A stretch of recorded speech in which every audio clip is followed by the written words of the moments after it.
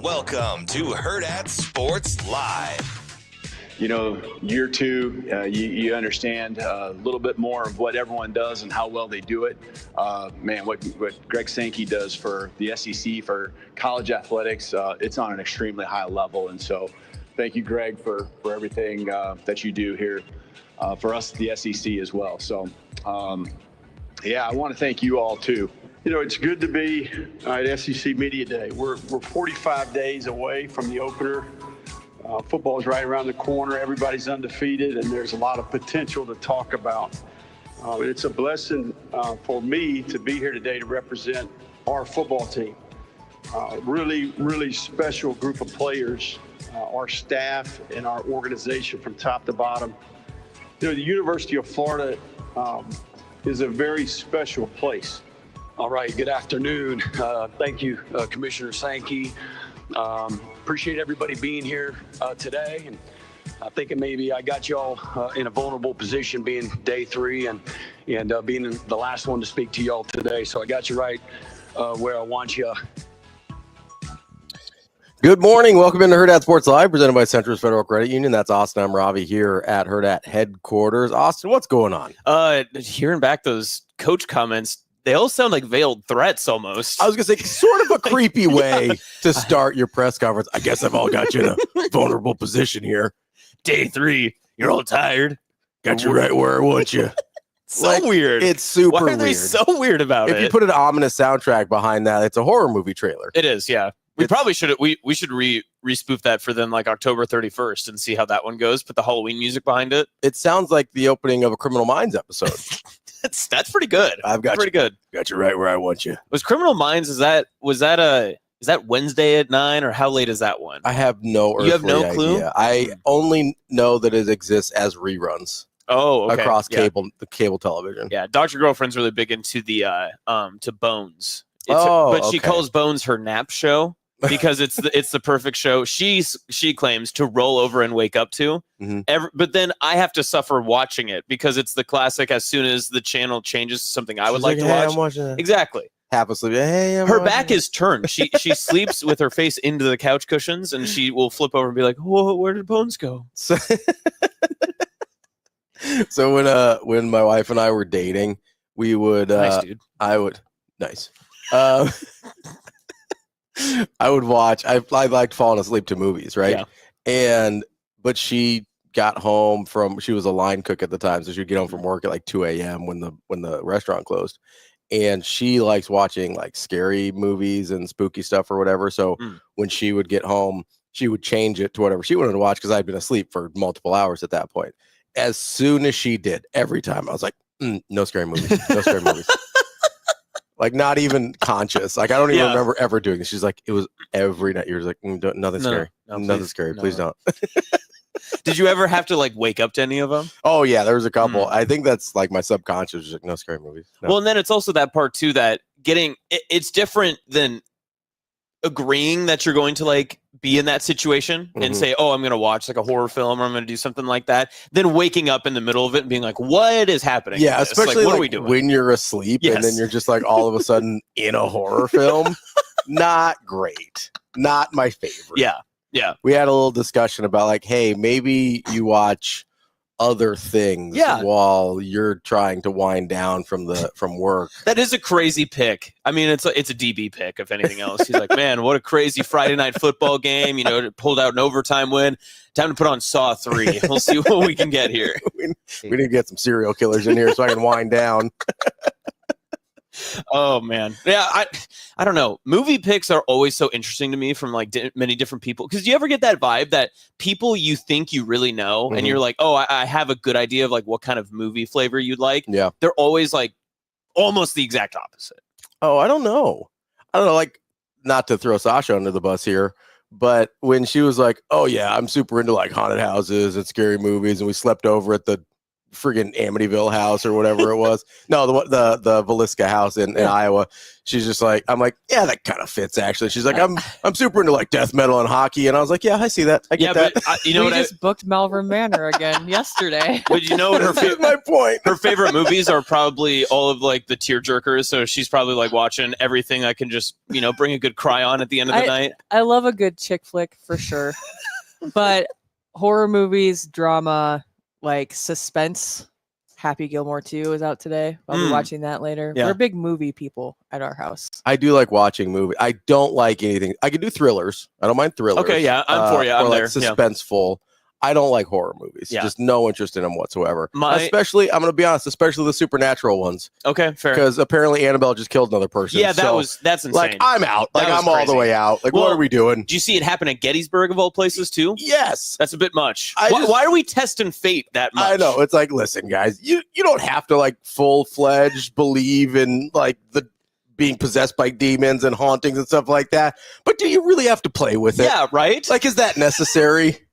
Feels like we're just like dangling ourselves off the ledge of fate here and just be like, oh, I bet you won't cut the string. And they're like, okay, yeah, I will. Speaking of which, so a couple years ago, my family and I went to New Orleans for a vacation, and in the French Quarter, they have a couple of different like voodoo experts and stuff that you can go to. I found a place where they said like pay for your hexes or something. So you could walk in there and you could pay for the level of like voodoo you wanted against an enemy of yours. Oh, I love that. So they had like a tier system. It was the best. And I had asked, I just said, if I drop like $100, like what does that get me? What level of hex does that buy me? She was a great sales pitch because she was like, that's more just like annoyances. Like they'll lose their keys more often than not, like that sort of thing. And so she had me hooked. I was like, you're like, okay, what do I get for $250? So I kept like running it up, and I was like, so there's not like a level where like they're gonna die or anything, right? And she's like, well, hey, whoa, easy. I don't need that on me. So on that, you buy them tickets to the Annabelle tour in Gettysburg, Gettysburg, right? And just let it do its thing. I did spend a crisp $50 bill, and I just said, why don't you get me a list of those annoyances at the time? And I put it to my worst enemy back at my last job, and it was perfectly good. I like that you actually hexed someone. It did. And you know what's funny? Yeah. Like a week later, I was at a radio station then. He took the company car to, I can't remember where, to like some event. Flat tire? No, he ran out of gas on the interstate. And I went, $50 well spent. But then I almost wanted to call him back up and be like, do I have to keep investing, or is that just a one-off? Like, just like a one-time thing, or like it's for like 3 months he's gonna have it. Right, yeah. I need to know. All right, so here's the real question. At Hurrdat, who would you pay to hex? Ooh. Who would I pay to hex? I don't have any enemies at Hurrdat, I don't think. No, but there's definitely, I mean, somebody's got like you're like, I want them to run out of gas at some point. Well, the question would be, my role at Hurrdat is to just annoy people into oblivion. So who would it be most fun to watch them just have to deal with it? Probably Anna Ambrose. It's probably my favorite one. I could probably deal with that because then but the thing is, she'd always text me about it. She'd be like, I got another flat tire. I'd be like, oh, how did this keep happening? You'd be like, oh no, I wonder how that happened. I think that would be a good one. Yeah, because I feel like you have to kind of balance between who would spin out versus who would handle it well. Right, yeah. David would also be a fun one too. Oh, I feel like he would freak out. Actually, if we wanted the best quality of this show, I might do it to you. There's a rage in David that I don't think people understand. Like deep in his soul. Have you ever heard him throw his phone? Yes. And the bit I just tried to sigh, and that really hurt, so I won't do that. But he also sighs a lot. Like the dad sigh he has down. Yeah. Yes. Yeah, no, I do think David would, like, David gives me like Andy Bernard vibes where he would just punch a wall. Like, it's not freaking funny. Bah. Are you just saying white boy punches drywall? That's the vibe David gives to you? Just like gives off the like, I don't like, he seems pretty mild mannered. Yeah. And then like something would happen. You'd be like, oh my God. And the Jim would hang up the phone and just be like, don't look at me right now. Yeah, I feel like that would be David. I do think so. If you really wanted to cause issues, you would do something to Mike Sauter's lawn. That is probably the right pick. Yeah. But the problem is we all suffer then. I was going to say, then there would be an uncontrolled rage that I don't think we're ready for. No. No. I'm not sure I will we're say, prepared for that. There are two different levels of like Mike Rage, though. There's the one where he's like annoyed and he's just like, okay, Austin, let's knock it off. And then there's the other one where he turns into like you and DB when your like table's unplugged at the radio show. And he just gets like viscerally upset, but he gets tunnel visioned and he is like light years ahead of productivity than anyone else has ever seen in human capacity. Did you hex us? Is that why we've been having so many troubles this week? I don't think. Oh, this is a bad week to bring that up. I should not have said that. No. I did not do any of this. Did you call up your voodoo lady and you're like, I got $100 to mess this thing up? No. What's funny is like last year I was telling someone about this and I tried to look up that place. I'm 90% sure it's closed now. So maybe the as TK said, the snake oil salesman has finally been caught. Maybe she was too powerful. Maybe she was. I mean, maybe somebody paid whatever that number was. That was true. I mean, listen. In a court of law, they're like, voodoo lady, you're an accessory to murder. I don't know.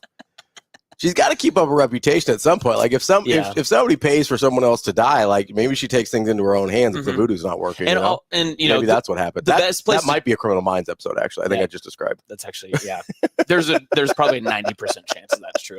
Definitely Law and Order. Yeah. Oh, there's 80,000 of those episodes. There's definitely. I have always wondered, how do those shows, the cop shows, and then also the medical shows, like all the doctors, the Grey's Anatomy, the Scrubs, all those, how do all of those shows not overlap with the same storylines at least once? I mean, they probably do. Right? But also, there's a lot of crime.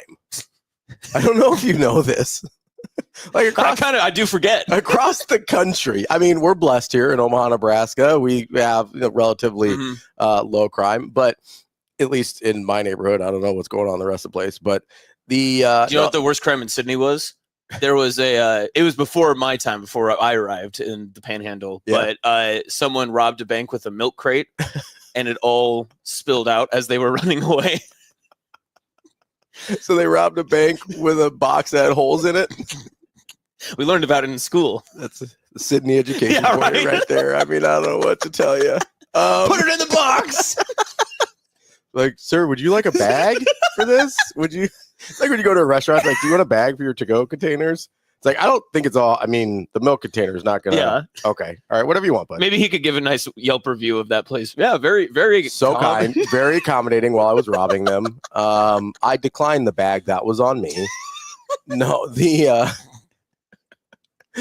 no, it's. I do think there probably is some overlap, but I don't think anybody watches all of the shows. Probably, yeah. But again, there's 300, however many million people in the country, and they could probably steal some storylines from Canada too. Those people are crazy. You never know what's going to happen. Yeah, there's always something happening. There's always more crime. Yeah. It's the gift that keeps on giving. People find new ways to do crime. They do, especially in Florida. Florida's a unique. We should do CSI Florida. Florida man is an innovator of crime. Wasn't there a CSI Miami? There was, but is Miami Florida is a little different. You want like CSI Panhandle? I was going to say yes, Austin. Miami is Florida. I knew what that was. Hold on, I just googled Florida Man news. You go on. I want to see if I can find it because these first few are just very sad. I do feel like CSI Panhandle would be a totally different show. I feel like that's you're talking like Florida Panhandle or Nebraska Panhandle. Well, just all. It's just all panhandles. It's just all the panhandles: Nebraska, Oklahoma, Texas, Florida. Just all the panhandles. They are a team of crime fighters, much like in Criminal Minds, where they fly to the various panhandles. They have a very specific set of skills, like Liam Neeson, where their crime fighting skills only apply to panhandles. Have you seen the meme where it's the big like circle around the Oklahoma panhandle and people asking what goes on here? Excuse me, Idaho too. Idaho also. Idaho panhandle. How does Utah count? They've got the little that's panhandle. It's like a pan nub, not so much a handle. Can you call it a nub? I mean, nubs are a real thing. I don't know what do you want me to call it. Is that ethically appropriate? It's like a pan. I don't know. We just watched Shane Gillis last night. I feel like that was insane. I feel like I can say anything I want now. Isn't that how it happens? More or less. It's 2025. All bets are off. You could tell that crowd was so nervous to either giggle or just didn't know if they were allowed to be as upset as they either wanted to be. regardless, I found it somewhat fun, but even there were sometimes I was like, I don't know. You're just like, Yeah, but that's what you get. I mean, you signed up for Shane Gillis. Yeah, I feel like if you're not familiar with his work, that's on you. The Juan Soto joke was, it did make me giggle. Yeah, it was pretty funny. I enjoyed it. Yeah, the one where he was like, "Oh, this WNBA legend is here." He's like, "That's just my wife's friend." I know you guys didn't know who that was. That was great. That was really funny. Can I just say, and not to get too political here or anything, but my favorite joke was when he goes, there's going to be an Epstein joke here, but it got deleted, or maybe it deleted itself. I don't know, but it's gone now. Maybe it never happened at all. That was really funny. That was the first time that the whole crowd was looking around. What are we doing? A quick Florida man story. Florida man broke into random house, ran bath, cooked dinner to avoid going home to angry wife. Is that even a crime? Well, it was a random house, breaking and entering. Did he take anything? No, he didn't. No. Oh no, he lived there for several days. Okay. That's why. Now we have a problem. How about this one? Florida man bitten by alligator, then fatally shot by deputies after rampage. He had been bitten by the alligator after he bit the alligator. I gotta say, you don't want to bite an alligator. No. How do you even okay, there are obviously substances involved in this, but what possesses you to just go, take just a quick bite of that thing? Methamphetamine. Fair. I believe that's good point. Or bath salts. Apparently bath salts are a big thing in Florida. Yeah. They make people want to bite stuff. Asian White says, fun fact, Nebraska's panhandle is the least ergonomic. Compared to the rest of the state, it is a little bit like thicker. I don't know like how, you know what I mean? Like wrapping your hand around the panhandle. Oh, she thick. I'll tell you that. I mean, you would know. You're out there. Yeah. You're out there, right? People built differently out there. I do feel like the Texas handle is probably not big enough for the state. It's not proportional. Yeah, that is fair. Like if we're talking like these are all frying pans and these are literal panhandles. Yes, that's what I'm doing. Yeah. I feel like Florida might be the best in terms of proportionality and size. I don't mind Idaho's either, but Florida looks the most functional. Idaho's might be a little flimsy. Yeah. Now you're gonna have a weight distribution issue with Florida because all of the pan is on one side of the handle. Right. So you're gonna have a problem there. Utah's is one of those weird ones where it's like you have to put your hand like into the pan to like grab it inside. Looks more like an oven mitt than a panhandle, but I don't know if they're. Idaho obviously was offended that I didn't include them. Sorry, Idaho. All our Idaho listeners, we apologize. TK says Nebraska definitely is a two-hander on the panhandle. Is that a context? Or is Oklahoma's panhandle's too thin. I agree. Yeah, I think much like Idaho's, I think it's a little flimsy. I'm not sure that it's not a weight-bearing panhandle. Yeah. So there's that's got to be one of the toughest places to live is the Oklahoma Panhandle, right? I mean, you fall down and you're in Texas, and then you go the other way, you're in Kansas. I don't even know. Yeah, and there's nothing out there. There's nothing going on. Not a thing. Much like the Nebraska. I'm just kidding. There's not. I mean, vibrant community in the Nebraska Panhandle. Well, I too wouldn't travel to Scottsbluff willingly, so not one to over Scottsbluff listeners. Well, that's because you got a Scottsbluff Sydney rivalry. Yeah, I got a big hate for the Bearcats. Got a big beef. It's like Miller North, Miller South. You know, just it did pain me with like state basketball this year. Scottsbluff had to run to the state title game, so I had to interview with those kids and the coaches like 6 times. Yeah. Okay, when are we going to get over this? But then all my Sydney people were texting me. They're like, "How dare you do this?" I was like, "This is my job." Sasha would fire me if I didn't go talk to Scottsbluff. How did you jack wagons pull this one off? I did get a video of the coach. I was like, "Oh, I'm from the Panhandle, so I guess I have to root for you guys." He goes, "You guess? Where are you from?" And I was like, "Sydney." And he just like pushes me away. It'd be like if I had to interview Dan Hurley. Yeah, right. I'd just be like, "Well, you do it every Friday. What are you you son of a bitch! Here you go. You want another national title?" You would do the SNL skit with Bill Hader where you just keep hitting him with the microphone. 100%. Tell him about what happened, Dan. We should dominate their. So, I guess you had more points than they did at the end. That crowd! I'll tell you what. That crowd. Need my mushroom tea. How come you didn't? I don't have to have a little baby tent for the rest of the arenas, Dan. I kind of miss Dan. I don't. I need. But I mean, we're getting to college football season. Yeah. But there's a part of you that just misses some of these characters, though, right? Like we talked about people watching all these shows. We're in prime movie and show season for me. Yeah, I actually did finally get to watch a new show, Mobland. Oh, right. I've heard good things. When we were off last week. What is that on? It was Paramount Plus. It was okay. I was a little disappointed because there were good parts. I don't know. Does it have its dud episodes where it's just fill-in stuff? 'Cause I hate those. Not really. Just the story didn't really get there for me. Okay. And I was like, okay, well, this is. Was DB recommending Mobland or who? No, he was a little hesitant on it. Okay. He was excited about it because we both really like Tom Hardy and mob stuff. But he was like, yeah, there needs to be a second season. The story, like, it didn't really resolve anything. And I agree with him. The story didn't really get there for me. How long are the episodes? An hour? The first one's an hour. I think they're about 45 after that. And there's only 6 or 8 of them or something. Oh, that's like not that. too It's bad. quick. Then. Yeah, it's a quick it's season. not too bad. I just started The Rookie the other day. The Rookie? Yeah, it's with Dennis Quaid? No. With, the cop show. Yeah, the cop show. Nathan Fillion. Yeah, there you go. Thank you. Yeah. Now also a Green Lantern. Apparently. Also, I think was in that. Is he the guy in the Superman movie? Yes. Oh, okay. Yeah. Bad haircut? Yeah. Yeah. This is not a good look. I almost said something there that I would have gotten in trouble for. Well, way to hold yourself back, Ravi. I know it's really hard sometimes because I feel like it was a good reference, but well, if it's a good reference, I mean, Sasha, how much leeway do I have today? It is harder because Sasha's right behind us. So he kind of looked like Simple Jack from Tropic Thunder. Am I wrong? Just Google them right next to each other. I'm going to plead my Fifth Amendment right to keep my opinions to myself there. Listen, that's a movie reference to another movie reference. I felt like I was safe. That's not a real person. I'm a dude in a movie playing another. Oh, so you're gonna go black voice on me? No. You're gonna go. I was doing RDJ. It's different. You were doing RDJ doing blackface. That's not quite true. Did you put a hex on me? How dare you? Can't do this. I'd love to cancel Austin's career for $75.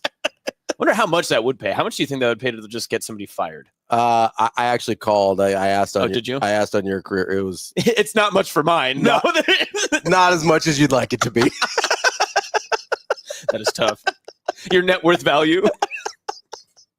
I love she had like a big board. You know? Yeah, just like a menu. Yeah, right. It's like Jimmy John's up there. You're like, I need the gargantuan. That one is gonna work. Can I get a number 4? No limb loss, please. Does that cut back on the cost? Is it cheaper for a quick death, or is that more expensive?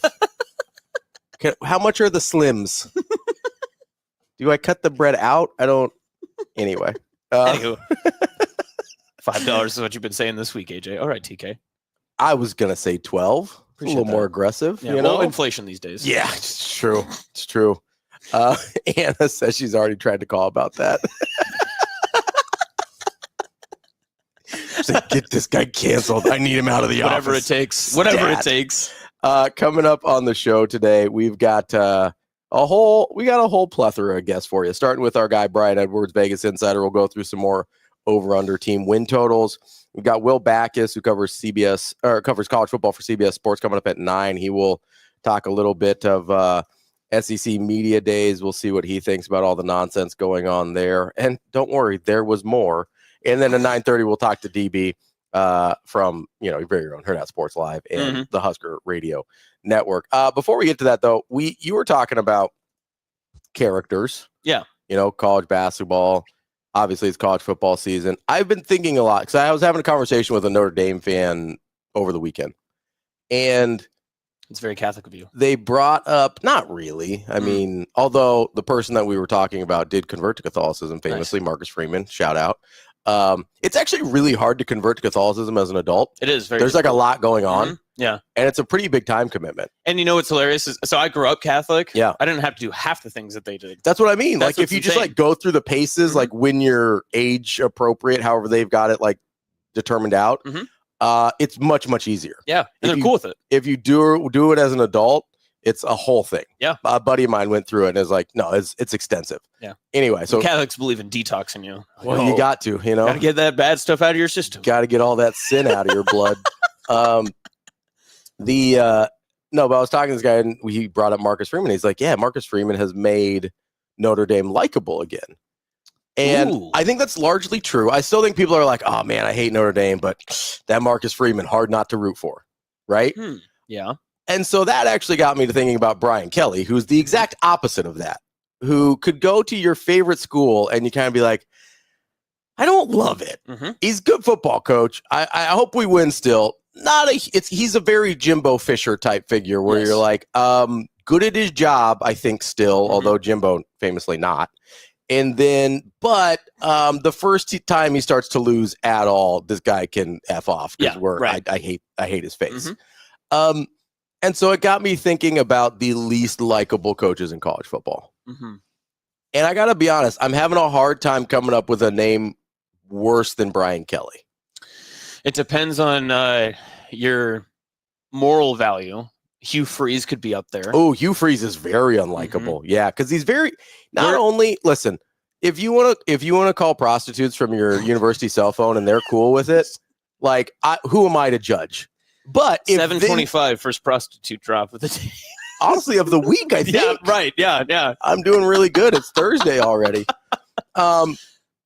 Listen, if you're cool with it, the AD's cool with it, the university's like, oh, we'll foot that bill. Whatever. I don't care. Yeah. But then if you're going to be all judgy and holier than now, like, spare me, sir. Like, I'm out. And so have you seen the rumors now? Oh, the no. dude just loves golf. He's just out golfing all the time. Yeah. I thought that end of that sentence was going to end very differently. No. Have you seen the rumors now? Dude just loves ... right after we were talking about him calling prostitutes. I had no idea where that was going to go. If you go from prostitutes to golf, you're probably actually on the right track, right? Maybe he's upgrading vices to less detrimental things, right? You know, but maybe. I think Hugh Freeze would be in the next pick. I know he's not a head coach. He might be a coordinator. So I might have to look. Is Bobby Petrino still hanging around? People hate Bobby. I think Petrino. He's an OC now. I believe he's an OC somewhere. Bobby Petrino's pretty unlikable. I personally very much dislike Dabo Sweeney, but not to the degree of Brian Kelly. Brian Kelly. Trying to think. Okay, so what in Big Ten? Is there anyone in the Big? Oh, PJ Fleck. I think people are more annoyed by PJ Fleck. Yes. I don't know if they straight up just hate him. I don't think so. You know what's funny? So Amazing Daniel says Dion. As much as I dislike Dion, I think I like Brian Kelly less. I don't know. I actually kind of agree with that too. And you know me, I've got no love for Dion. There's a part of me, even in the first 2 seasons, especially that 4-8 season for whatever reason, even after they beat Nebraska, there was a part of me that was kind of okay with where Dion was going because it was somewhat polarizing. And even if you didn't agree with it, he definitely got the views and watched it, right? So the thing that bothers me is he's enormously full of it. Yes. Like, I think he's very hypocritical. I think he is super torn between. I do think there's a part of him that genuinely wants to do the right thing. And then there's a part of him that wants to just be famous and do Dion stuff. And I think he thinks that can coexist at the same time. And a lot of times it can't. And so he does things that really bother me, like cutting kids on camera and stuff like that. Yeah, not a fan. Like, that's fair. That's fair. Totally out on that. You know who I don't. This is going to be a simmering take. Okay. But I think we're not too far away from Dan Lanning maybe getting into the conversation of people being annoyed with him. Yeah. Well, okay. So go through this past summer. Okay. He did the whole, he did the whole like pool jumping thing. And then the kid decommitted from Oregon right away. Hilarious. People were like, that's a bit weird. That's a bit odd to do that. I didn't mind it, but okay. He's also not necessarily the born on third base, right, type of conversation because Oregon did get better under his time. But then we're creeping closer and closer into a conversation of what have you done past a certain point. I would say he was the courtesy runner in extra innings on second. I'd agree. Like, yeah, I'd take he that. inherited a good situation. Cristobal did a lot of the heavy lifting. Like, he didn't win at a super high level because he wasn't there for a long time. But Cristobal did a lot of the heavy lifting to kind of course correct for Oregon after. And Lanning has kept that level of success going. Yes. But he hasn't. It's not quite Ryan Day where it's like, hey, not only were you born on third, you were born like halfway to home. And listen, he's done a really good job and he's elevated that program. But I think that's a different situation. Lanning doesn't bother me. But see, I think that there's going to come a point too, because even that Colorado game from a couple years ago, we play on the grass, we don't play for clicks, like all that sort of stuff, and we play for wins, and all of his locker room speeches and all that. That's all great in the moment when you're young and you're a building program and people like to see the rise of a team and what people would call a national brand in Oregon as well. Yeah. But when it happens all the time and you're going to continue to fall flat and you haven't been able to get into a Final Four, into the national semifinals for the college football playoff, I think people might get annoyed with the shtick eventually, and they might turn that tide. We've got a lot of Kurt Signettis in the chat. I disagree with that. I think he's annoying to you in the moment. I think it's a little PJ Flecky, right? He's annoying to you in the moment. He pisses me off more than PJ Fleck does. Oh, he does. Really? Yeah. And I don't know if it's just because of how the game went last year. Do you see it as a different Nebraska. shtick? I do. Okay. Yeah, I think he's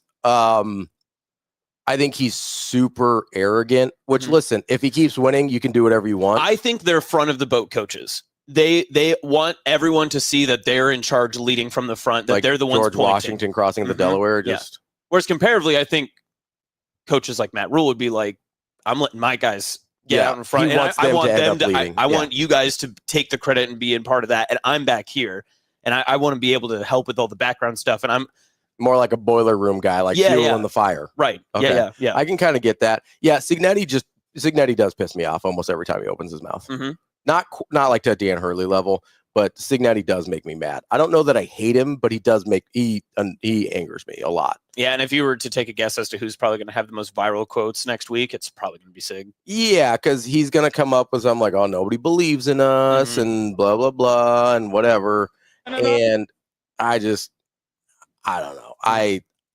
If he can build a sustained winner at Indiana, I'll eat it. That's fine. Amazing Daniel also has Kiffin is pretty much love or hate. Are you love or hate? Oh, I love Kiffin. I love Kiffin too. Love Kiffin. That is a all-timer. Yeah. I think that it's actually changed more. There's more love than hate on Kiffin now. But I do the too. people who hate Kiffin absolutely hate him. Mostly the University of Tennessee. The University of Tennessee hates Lane Kiffin. I do think the hate proportion is much smaller than it used to be. Who else do we have in here? People brought up some. Well, I'm trying to think of older coaches. I think people were tired of the Pete Carroll shtick when he was at USC. That's kind of the first one that comes up with. Oh, that Pete Carroll never bothered me. Really? Yeah.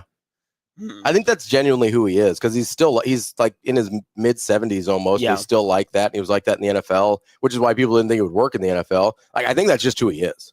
Prior to the sign stealing scandal and all that stuff, Harbaugh. I think Harbaugh was in the same Kiffin category, where some people absolutely loved it and they were like, pure football guy, I love him to death, or they absolutely hated it and they thought it was just a huge ruse the entire time.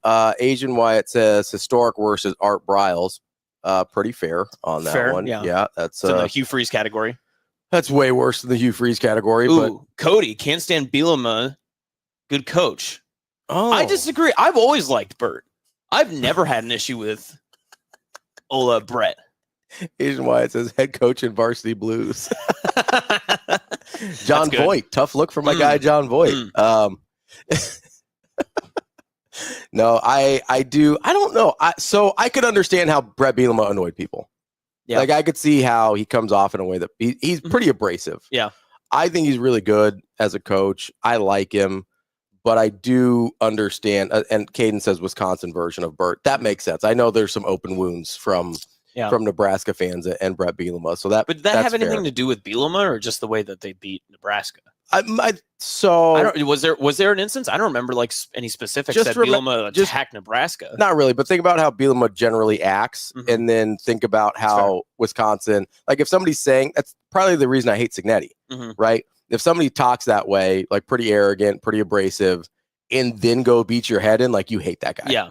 So I don't think there was anything specific with Bielema, unless I'm forgetting something. I think it's just he's sort of an abrasive personality, and then Wisconsin was just like handing it to Nebraska on a platter, and you're like, maybe I sort of hate this dude. Yeah. No one had really big issues with Urban Meyer, the coach, right? There's all the other stuff that comes with Urban Meyer, but Urban Meyer, the coach, I think some people made fun of him for having the false medical attacks at Florida when he was like, 7-5. Yeah, he's like, I have a heart condition. It's called, I'm heartbroken that Tim Tebow's not my quarterback anymore. I got to retire. No, I think there's people that sort of, I don't know that Urban Meyer's super hated. I mean, there are people here that were still clamoring for him to get hired before Rule did. So I don't know that I wouldn't say Urban Meyer's hated in that sense. I don't really feel like anybody hates Saban. They used to. Yes, I think, but that was a hate for his success. Yeah, not so much for him. And he's a little gruff, but I don't think he's not arrogantly gruff most of the time. I don't think. To go back to like the the beginning point about Brian Kelly, I can't think of a coach that's the same as Brian Kelly's level where of dislikability. Right. And even in the sense where you mentioned it with like Marcus Freeman, that Marcus Freeman has made Notre Dame likable, which and people can root for them. Hard to do. Yes. People want to hate Notre Dame. And that's why Brian Kelly was a perfect face for Notre Dame, the Fighting Irish. He was. I want to like LSU a little bit, and I can't because I hate Brian Kelly. I think there are some people that probably would say, I would root for LSU, but I can't because Brian Kelly's the coach. Yeah, I liked, I generally don't, like, I really liked Ed Orgeron. I don't think he's that good of a football coach, but I love Coach O. Just his whole thing, just his essence and as a person. But so like I would root for LSU then. I was rooting for 2019 Joe Burrow, like that. I enjoyed that whole thing. I generally don't have a problem with LSU. I really, really dislike Brian Kelly. He's made a team that I kind of like unlikable. Kind of like with Jimbo Fisher. Like I like Florida State. It was really hard because Jimbo Fisher kind of sucks. Was he always that way though with Florida State? I felt like there was always a somewhat semblance when you passed it over from Bowden to him that some people were still okay with it. Maybe they just didn't know the character of Jimbo at the time. That's what it was, is after he started having success, he became really difficult to work with. Okay. And especially like after the national title, he became just impossible to work with. And he got into kind of these pissing contests with the AD and the school and whatever. And they're like, you're the worst. Actually, nobody likes you. The moment you have a bad season, you're gone. And then that's what happened. He didn't actually get fired, but like he was in trouble. And then obviously, basically the same thing happened at A&M. Like that, he's just an impossible to work with human being. Whoa. Somebody's throwing Mike Leach in here. Pump the brakes. Whoa, hold on. Hall of Famer Mike Leach? Future Hall of Famer Mike Leach hasn't actually been inducted yet, but I love Mike Leach. Mike Leach is one of my favorite football coaches of all time. I love that dude. Steve Spurrier quite disliked. The Florida version of Steve Spurrier people couldn't stand, but the South Carolina version I actually came to really enjoy. A little calmer, gentler. Then he was old ball coach the entire time, that's right? True. Yeah, and he wasn't successful enough to really bother you. Like they won. I think they won 10 games 3 years in a row. Was he the coach with Jadeveon Clowney and Marcus Lattimore and those guys? Yeah. No, they were good. Those were fun teams, but they weren't like winning national title, playing you in big bowl games good, so it didn't really matter. Cody's saying Billy Belichick. Oh, I don't mind Belichick. Well, if you're going to go ACC, it has to be Dabo. Oh, 1,000%. Has to be Dabo. Dabo's the worst. Although I don't like Cristobal. Yeah, that's fair. I feel like and I don't know that much about him. I feel like I don't like how he operates. I always, this is going to sound really bad, I always somewhat want to root for Miami just because the sport is better when Miami is good. Is it though? No. See, people, but I like the thought of it. People say stuff like that all the time. Yeah. People say stuff like that all the time. I think there are certain programs, teams, whatever, that the sport kind of needs to be good. I think the Big Ten needs Nebraska to be good. Like that was part of bringing them into the conference. They need Nebraska to be good. They need Oregon to stay good. They need USC to be good. Like they need some of these programs to be like benchmark programs. The ACC needs Miami to be good. I don't think college football does. Okay. That I agree with that. ACC I agree with that. The needs ACC is absolutely every year banking on Miami trying to get into a college football playoff They conversation. need Miami, Clemson, Florida State, probably Virginia Tech. Yeah. Either Virginia Tech or North Carolina to be good at football. Yeah, if you're talking top 4 teams in every single conference, that if the conference every year could say these are our top 4 teams that are always pushing for college football playoff bids, Nebraska's probably just inside of that conversation for the Big Ten, right? Because you'd always say Ohio State, you'd probably always say Michigan, Penn State, and then it's probably a mixture of Nebraska, Oregon, USC, somewhere in those. Yeah. Right? And then the SEC, I mean, we talked about this in nauseum yesterday, but it's Alabama, it's LSU, it's Florida, and then take your pick, probably Georgia. Probably 4th. I would put Georgia ahead of Florida, honestly. I would put Georgia ahead of Florida. Non-specific order, but yeah. Yeah, I think... although you can say there's a clear number 1 in most of these conferences. It's Ohio State in the Big Ten. It's Alabama in the SEC. And then... Is it Miami or is it Florida State for the ACC? I honestly think Miami, Florida State, and Clemson, they don't care which one. Like, but they just want one. They need all 3 of them to be good, and they need one of them to be great. And I don't think they care which. Yeah, I really don't. It's fair. They're not picking SMU. Probably not. A traditional power in the ACC. Traditional ACC power SMU. I literally SMU, notably on the Atlantic coast. Oh, Greg Schiano. A lot of people dislike Greg Schiano. I don't personally. I don't either. Yeah, but I do know a lot of people don't like him. Is he in the Bielema category almost? I don't feel like he's as loud as Bielema. Like I don't know. He's had some moments. So prior. Yes. Yeah. When they were very competitive. Yes. Agent Wyatt says that one new coach at North Carolina, Jordan Hudson, I think seems dislikable. I don't know. She seems okay to me. Doesn't bother me. Yeah. Doesn't bother me. Jordan. I'm grateful that she sent AJ Ferrari to Nebraska, so I appreciate that. What a crazy story. Did you see, not to like, glaze our own donut here or anything, but did you see, Sasha, don't make that face. It's a Krispy Kreme. Sasha, what do you mean? You never had a Krispy Kreme? I did not like that phrasing at all. Well, that was really I'm going to put that down in my bio. Listen, I feel like I just came up with that just now. It didn't feel great to say. I'm going to be honest with you. It didn't, but I'm going to get a tattoo of it. Right on my chest. Got a tattoo right all over my chest. Explodes all over my chest. It's a never mind.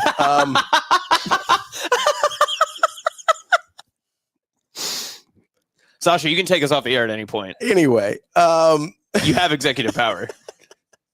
What was that? You're talking about glazing our own donut, AJ Ferrari. Oh, yes. So the weirdest thing, the New York Post wrote an article about that interview. Mm-hmm. And like, there was a clip of me and DB in the New York Post. And I'm just like, what the hell is happening right now?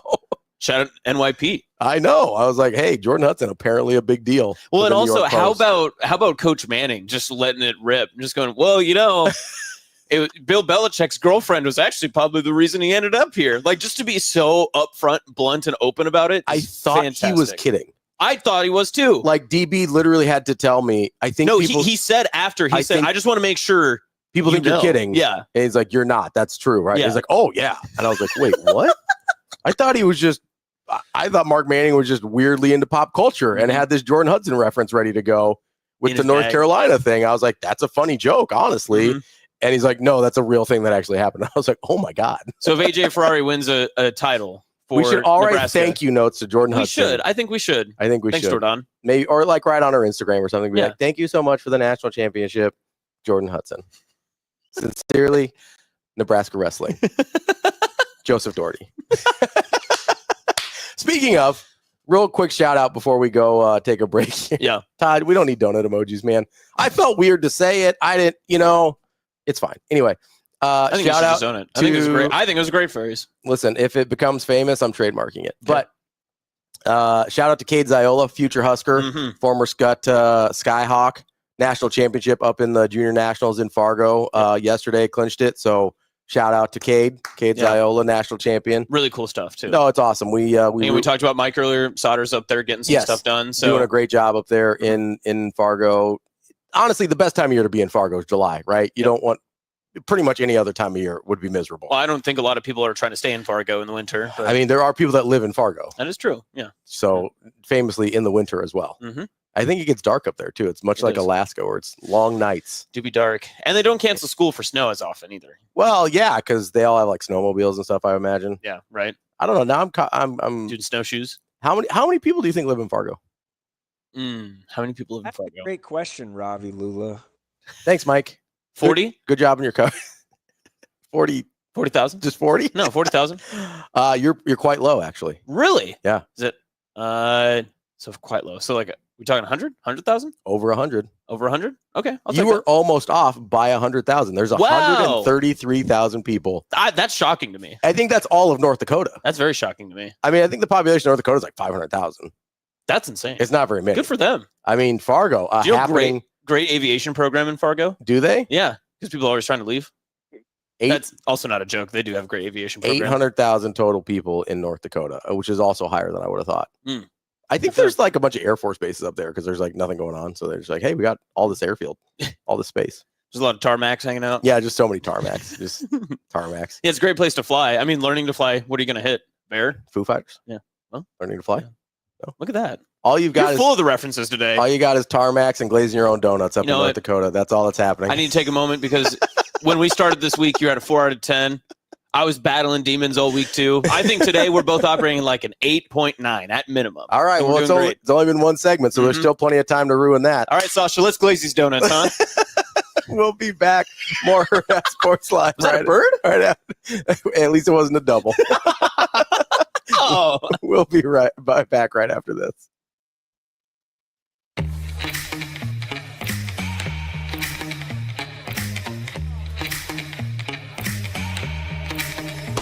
Give me that cheddar, we getting Rico.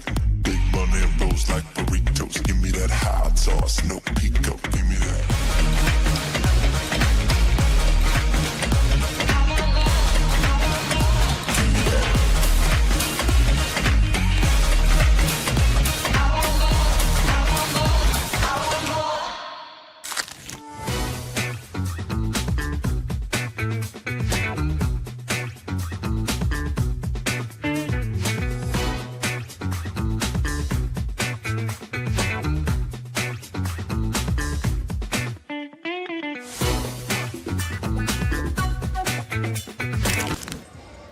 Howard here with Harrison Phillips. Harrison, this is your 7th Playmakers Camp here in Omaha.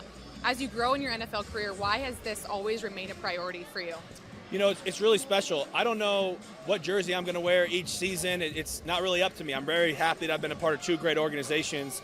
But something that's forever true is this is my high school, and this is where I'm starting a family. I'm building a home here with my wife, who's a Millard West grad. We just had a child who's going to grow up a Nebraskan, and this one means the most. Standing here in the Millard West gym, what do you think the high school version of you would think, knowing you'll be doing these camps in the future and where you went to high school? Man, the high school me was pretty cocky.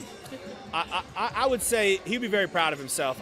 I always spoke really big goals and set them really far off. I was kind of laughed at a little bit, being a little freshman saying I'm going to play in the NFL and get full ride scholarships and stuff. But I worked my ass off to make that happen. So I'd be really proud, and I think the most important thing is bringing others along the way. So being able to be out here to these high school students, a thing that I wish I had. I wish I had someone that I could have asked about what it's like going to college, what's it like to get to the next level. And so when we bring these Nebraska football players out and these high school kids, I want to be a resource to them as well as use my platform for these pups.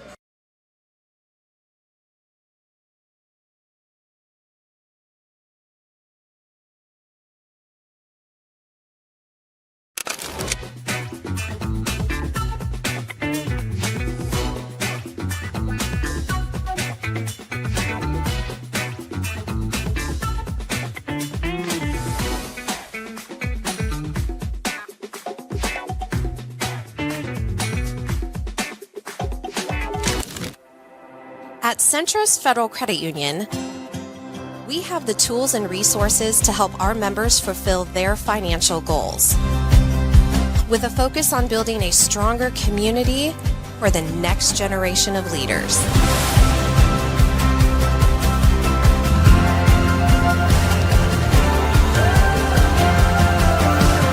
Centris Federal Credit Union. We are where you are.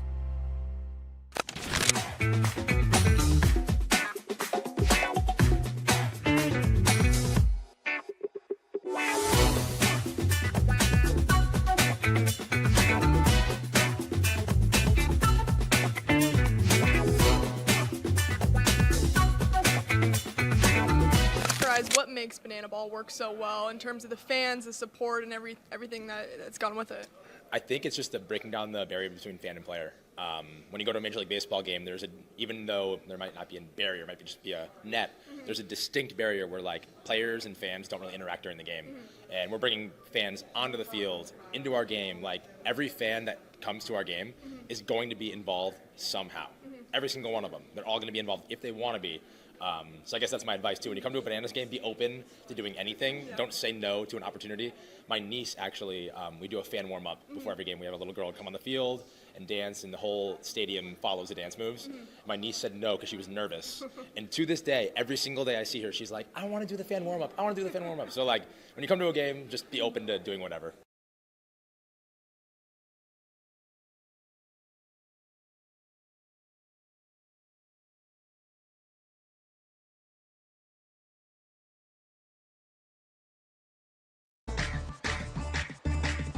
You're listening to Hurrdat Sports Live.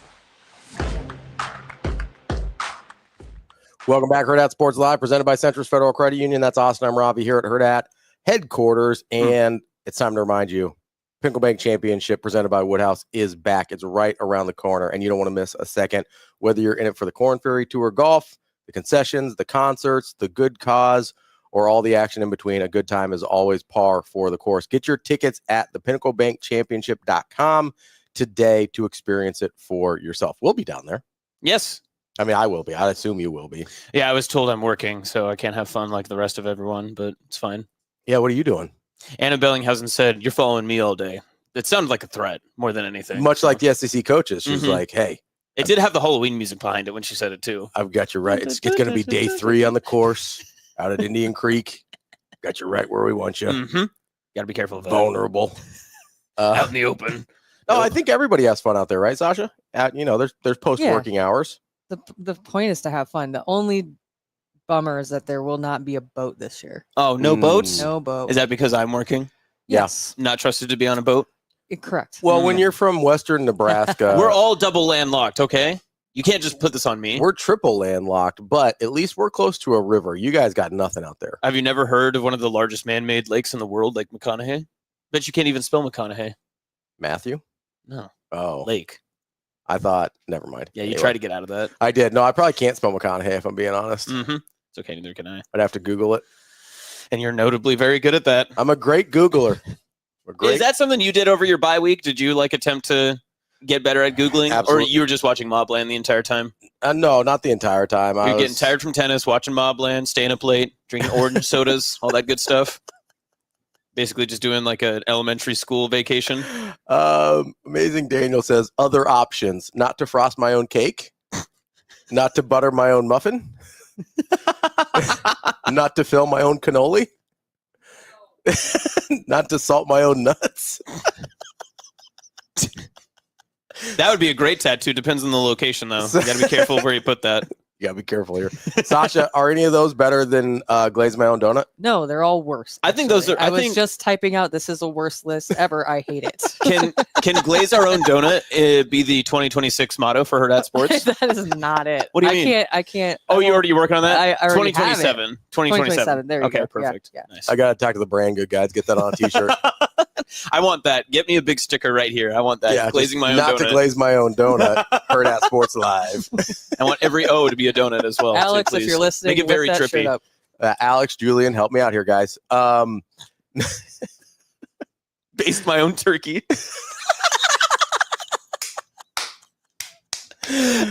Based my own turkey's funny. That's very good. See, I said this last week when we had our little sit down with Yumi and Rico. Mm-hmm. Our listeners are genuinely very funny. Yeah, they are. I'm glad to see Asian Wyatt's back in too. Very funny. That's yeah,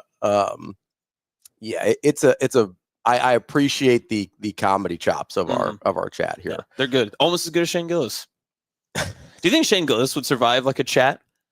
I think he would do really good. Probably. With our chat, I think he would do very well. I think so. I believe he's got the correct temperament. Yes. To thrive in the chaos of our chat. Mm-hmm. David says not to flip my own pancake. That's probably the most PG version one we have. It is, it's pretty good. Yeah. Yeah, I would say not to syrup my own pancake. I mean, you could do not to butter my own pancake. Not to pour some sugar on me, but yeah, that sort of stuff. Not to sugar my own waffle here, but the not to frost my own flakes. But here we go. Not to frost my own toaster strudel here, but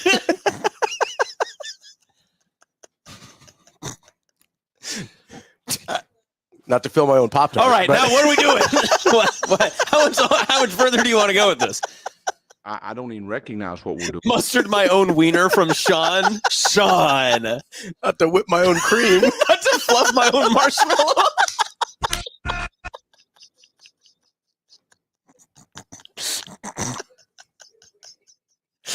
I love it. I told you, our chat is funny. They're good. We've got good quality.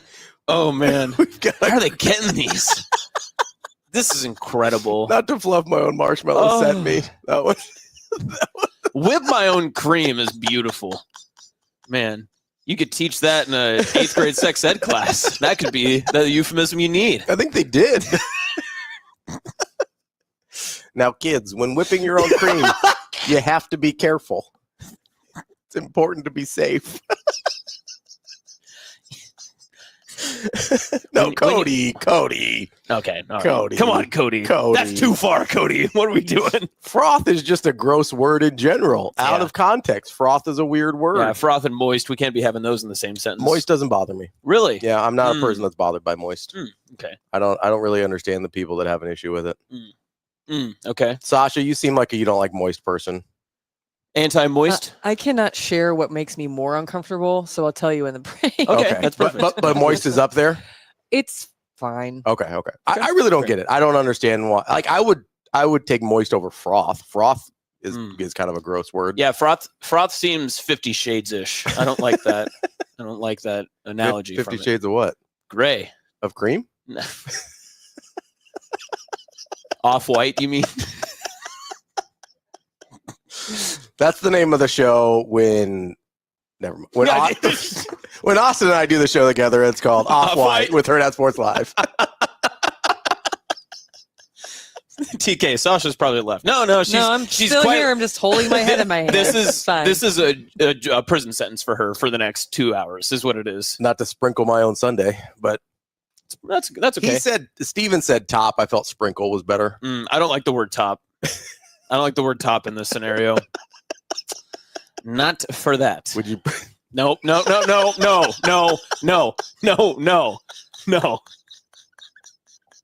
My mom's listening, Ravi.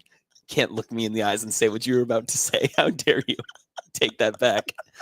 I want you to put that into the reserve of your brain. It's locked away. It's coming. No. Mason Daniel prefers pop.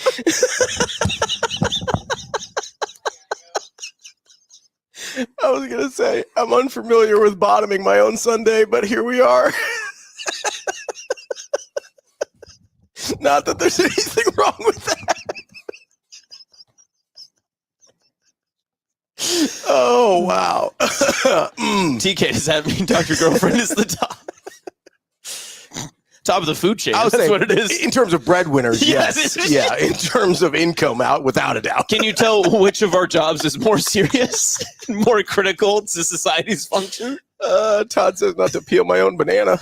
I love Todd is still trying to get these going. He's like, bring it back. I've got more. He's like the cliffhanger guy from the phonics videos. I've got another. I don't know that we're going to beat bottom my own Sunday here. I still want brand goods, guys. I want glaze my own donut and I want whip my own cream. That's what I want. I want that on a hat. I wear that hat everywhere. Oh my God. I think I actually do need to take a break. Please, yes. I think I need a minute. All right, coming up next on Hurrdat Sports Live, we will get Sasha back in. Ravi's going to recover, and who knows, maybe we'll talk about some NFL quarterbacks. All right, we'll be right back.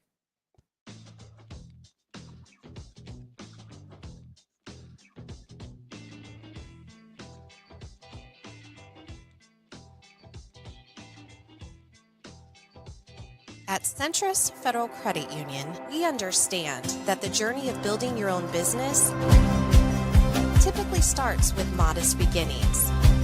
With a little help from our team of experts and small business loan offerings, you can take your vision and transform it into a more concrete reality. Centrus Federal Credit Union. We are where you are.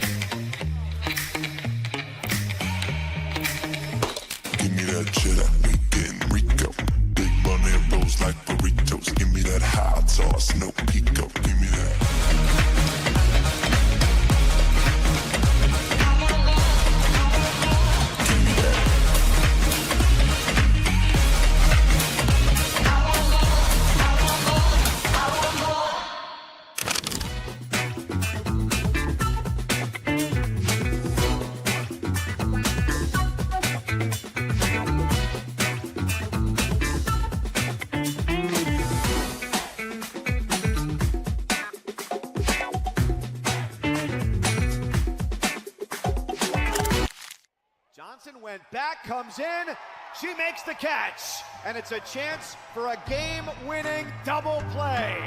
That's how it ends. The Arkansas Razorbacks are headed back to Super Regionals. What kind of goes through your mind as you're preparing to give that final speech? It's the worst speech of all time because you don't want to rehearse it because then it sounds like you knew it was coming. It was 12-0. Like we were kind of anticipating, okay, like this is gonna end tonight. Like nobody wants it to, but it's going to. 10, 20 years down the road, the wins and losses, you don't remember them. All the success is great and it is very memorable, and those are part of the good memories. But I think the time we have together on the bus, in the locker room, at practice, on the field are what lasts a lifetime.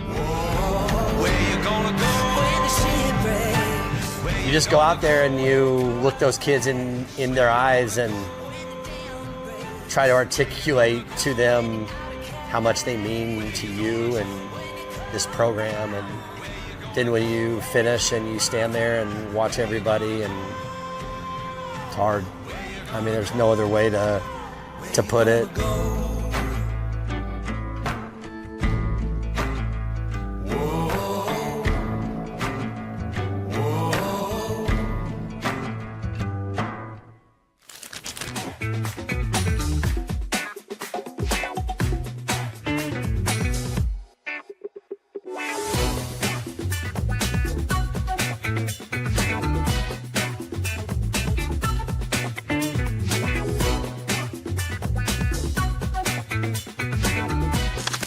Here with Nebraska volleyball, Skylar Pierce. Skylar, you're just telling me this is your second year helping at Harrison's camps. You told me there's a lot of kids here that even recognize you. How special is that for you? It's so special just because you never really understand the impact that you're making on people, but when you come to these events or like even other sporting events, you just can see their face light up, and it's just such a wholesome feeling. Yeah. Why is it so important for you and this Nebraska volleyball team to give back to the community? Nebraska does so much for our team, the fan base, everything. Like, they love our team so much, so the fact that we get to come back and like hang out with these kids that just love the sport so much and love hanging out with us, it's a really cool experience.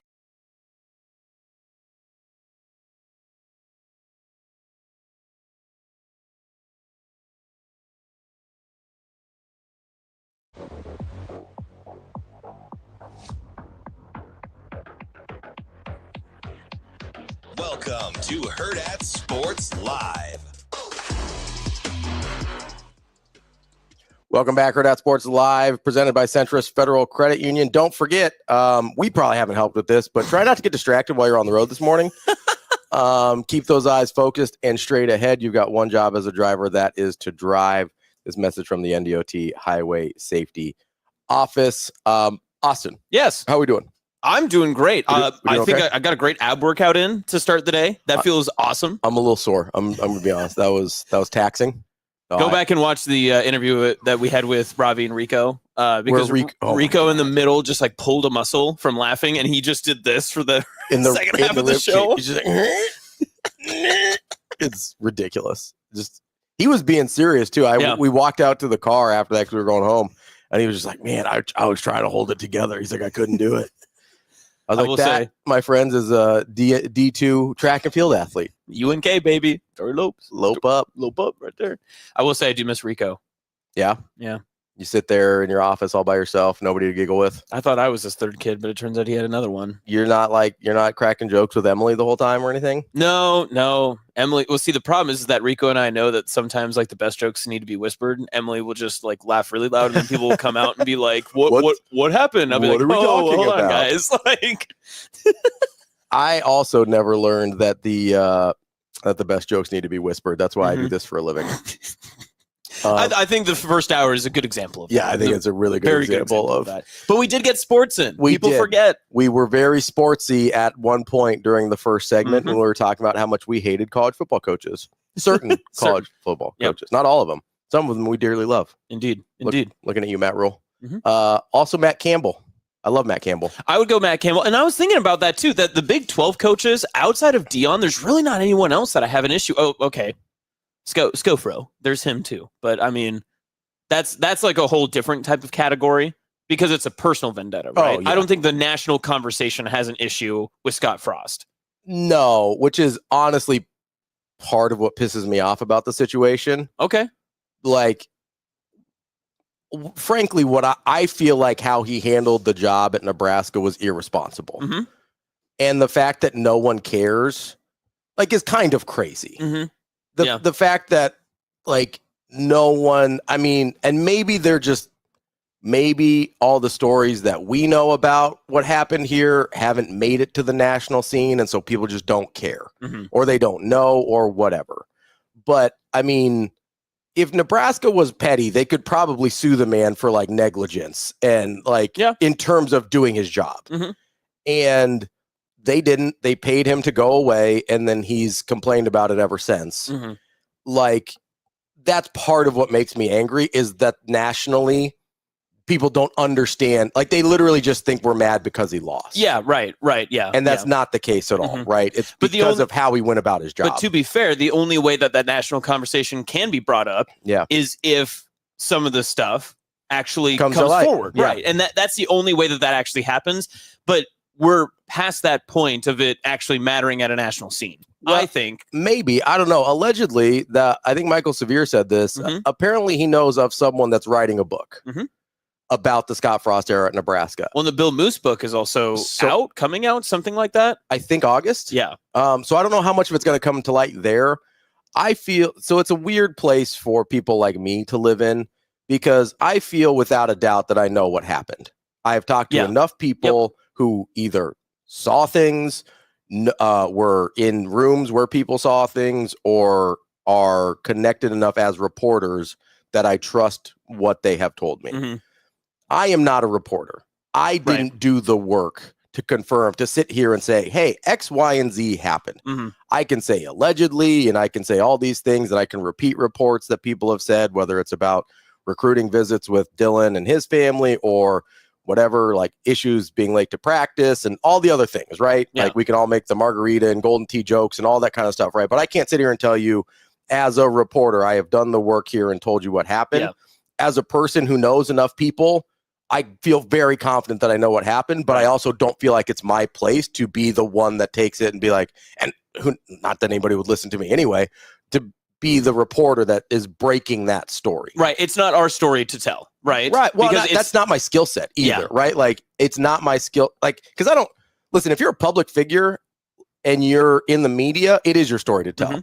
Like, if a public figure behaves badly in a public job and you are a reporter, it becomes your story to tell. I actually do think there's an obligation there. I very specifically am not a reporter. I find out a lot of things that I probably shouldn't because people just tell me stuff. Like when you're in a job like this, people sort of just tell you things. Yeah, you're very trustworthy too. But I've got one of those faces. I've got kind eyes. But like, I'm not in a position where I'm going and like double sourcing things and stuff like that. Right. I have it on good authority from people I trust about a lot of these things that happened, but I'm not a journalist. I wouldn't even know how to go start vetting and verifying the information in a way that would make it credible. So that's kind of where the problem is here, right? You've got people that know things, and then you've got reporters who have the skill set to follow those things, and those two things haven't met, right? And maybe they will in the book, maybe they will in Bill Moose's book, I don't know, but you're right. That's why it hasn't gone national. Maybe that's why they don't care, but that's also one of the most frustrating things about this situation is we're sitting here and we go, okay, we all feel like we know what happened. I feel pretty confident about that, at least to a certain degree. I've heard too many of the exact same things from too many people that are not connected to have any doubt about what I feel like happened here with Scott Frost. Yeah. At the same time, I don't have it on record. I don't have permission to say this is for a fact the thing that happened because this person came to me on record and I verified it with a secondary source and whatever else real journalists do. I don't have that. So I can't sit here and call up Brett McMurphy and be like, hey, bud, by the way, I don't know why this guy's employable. Right. Because I don't. I don't know why he's employable. And I don't feel like I'm doing him any harm because he's still got that fat $15 million he didn't work for at Nebraska. So, I don't really know what to do with that. Yeah. I just sit here frustrated and pissed off for no reason. And of course, there's going to be people that, if they hear this portion of the show, that they're going to say, why do you keep bringing it up? There's no reason to bring it up and all that sort of stuff. Well, it's not. It's what DB would call, do you still want your pound of flesh? And there are plenty of people in the state that are part of this fan base that absolutely do, because they feel that there's a price to pay because he has been paid, hand over fist, according to, how many wins that he actually got. Yeah. How much did he earn from that is not representative. And I know DB says this a lot too, because it's in like the interwoven fabric of the state, of the people of this state and of this fan base, that we work and we don't just give, right? We want to earn what is given to us. And having someone that comes from our own roots, from our own backyard, a part of our main fabric, not from the bigger cities. He came from the small town of Wood River, Nebraska. He chose to go somewhere else. He chose then to come back. He chose to then be an assistant coach at other locations. Then he chose to come to Nebraska and to help the program from what he told us at the time for what he wanted to do. He since went back on those words, but everything after that moment when he was hired in 2017 have turned into what he was given and never what he had earned. And I think that's the biggest issue people have, and why this conversation always gets brought back up, and maybe why we want it to come to a national spotlight is because we, as a fan base and as people of Nebraska, just want to say, just tell us what you did to earn the money that you got. It feels like he wronged us. It feels like he stole from us. Yes. Like if at the end of the day, it feels like he stole from Nebraska. And I say that knowing that he got almost $1 million in buyout for every win that he had at Nebraska.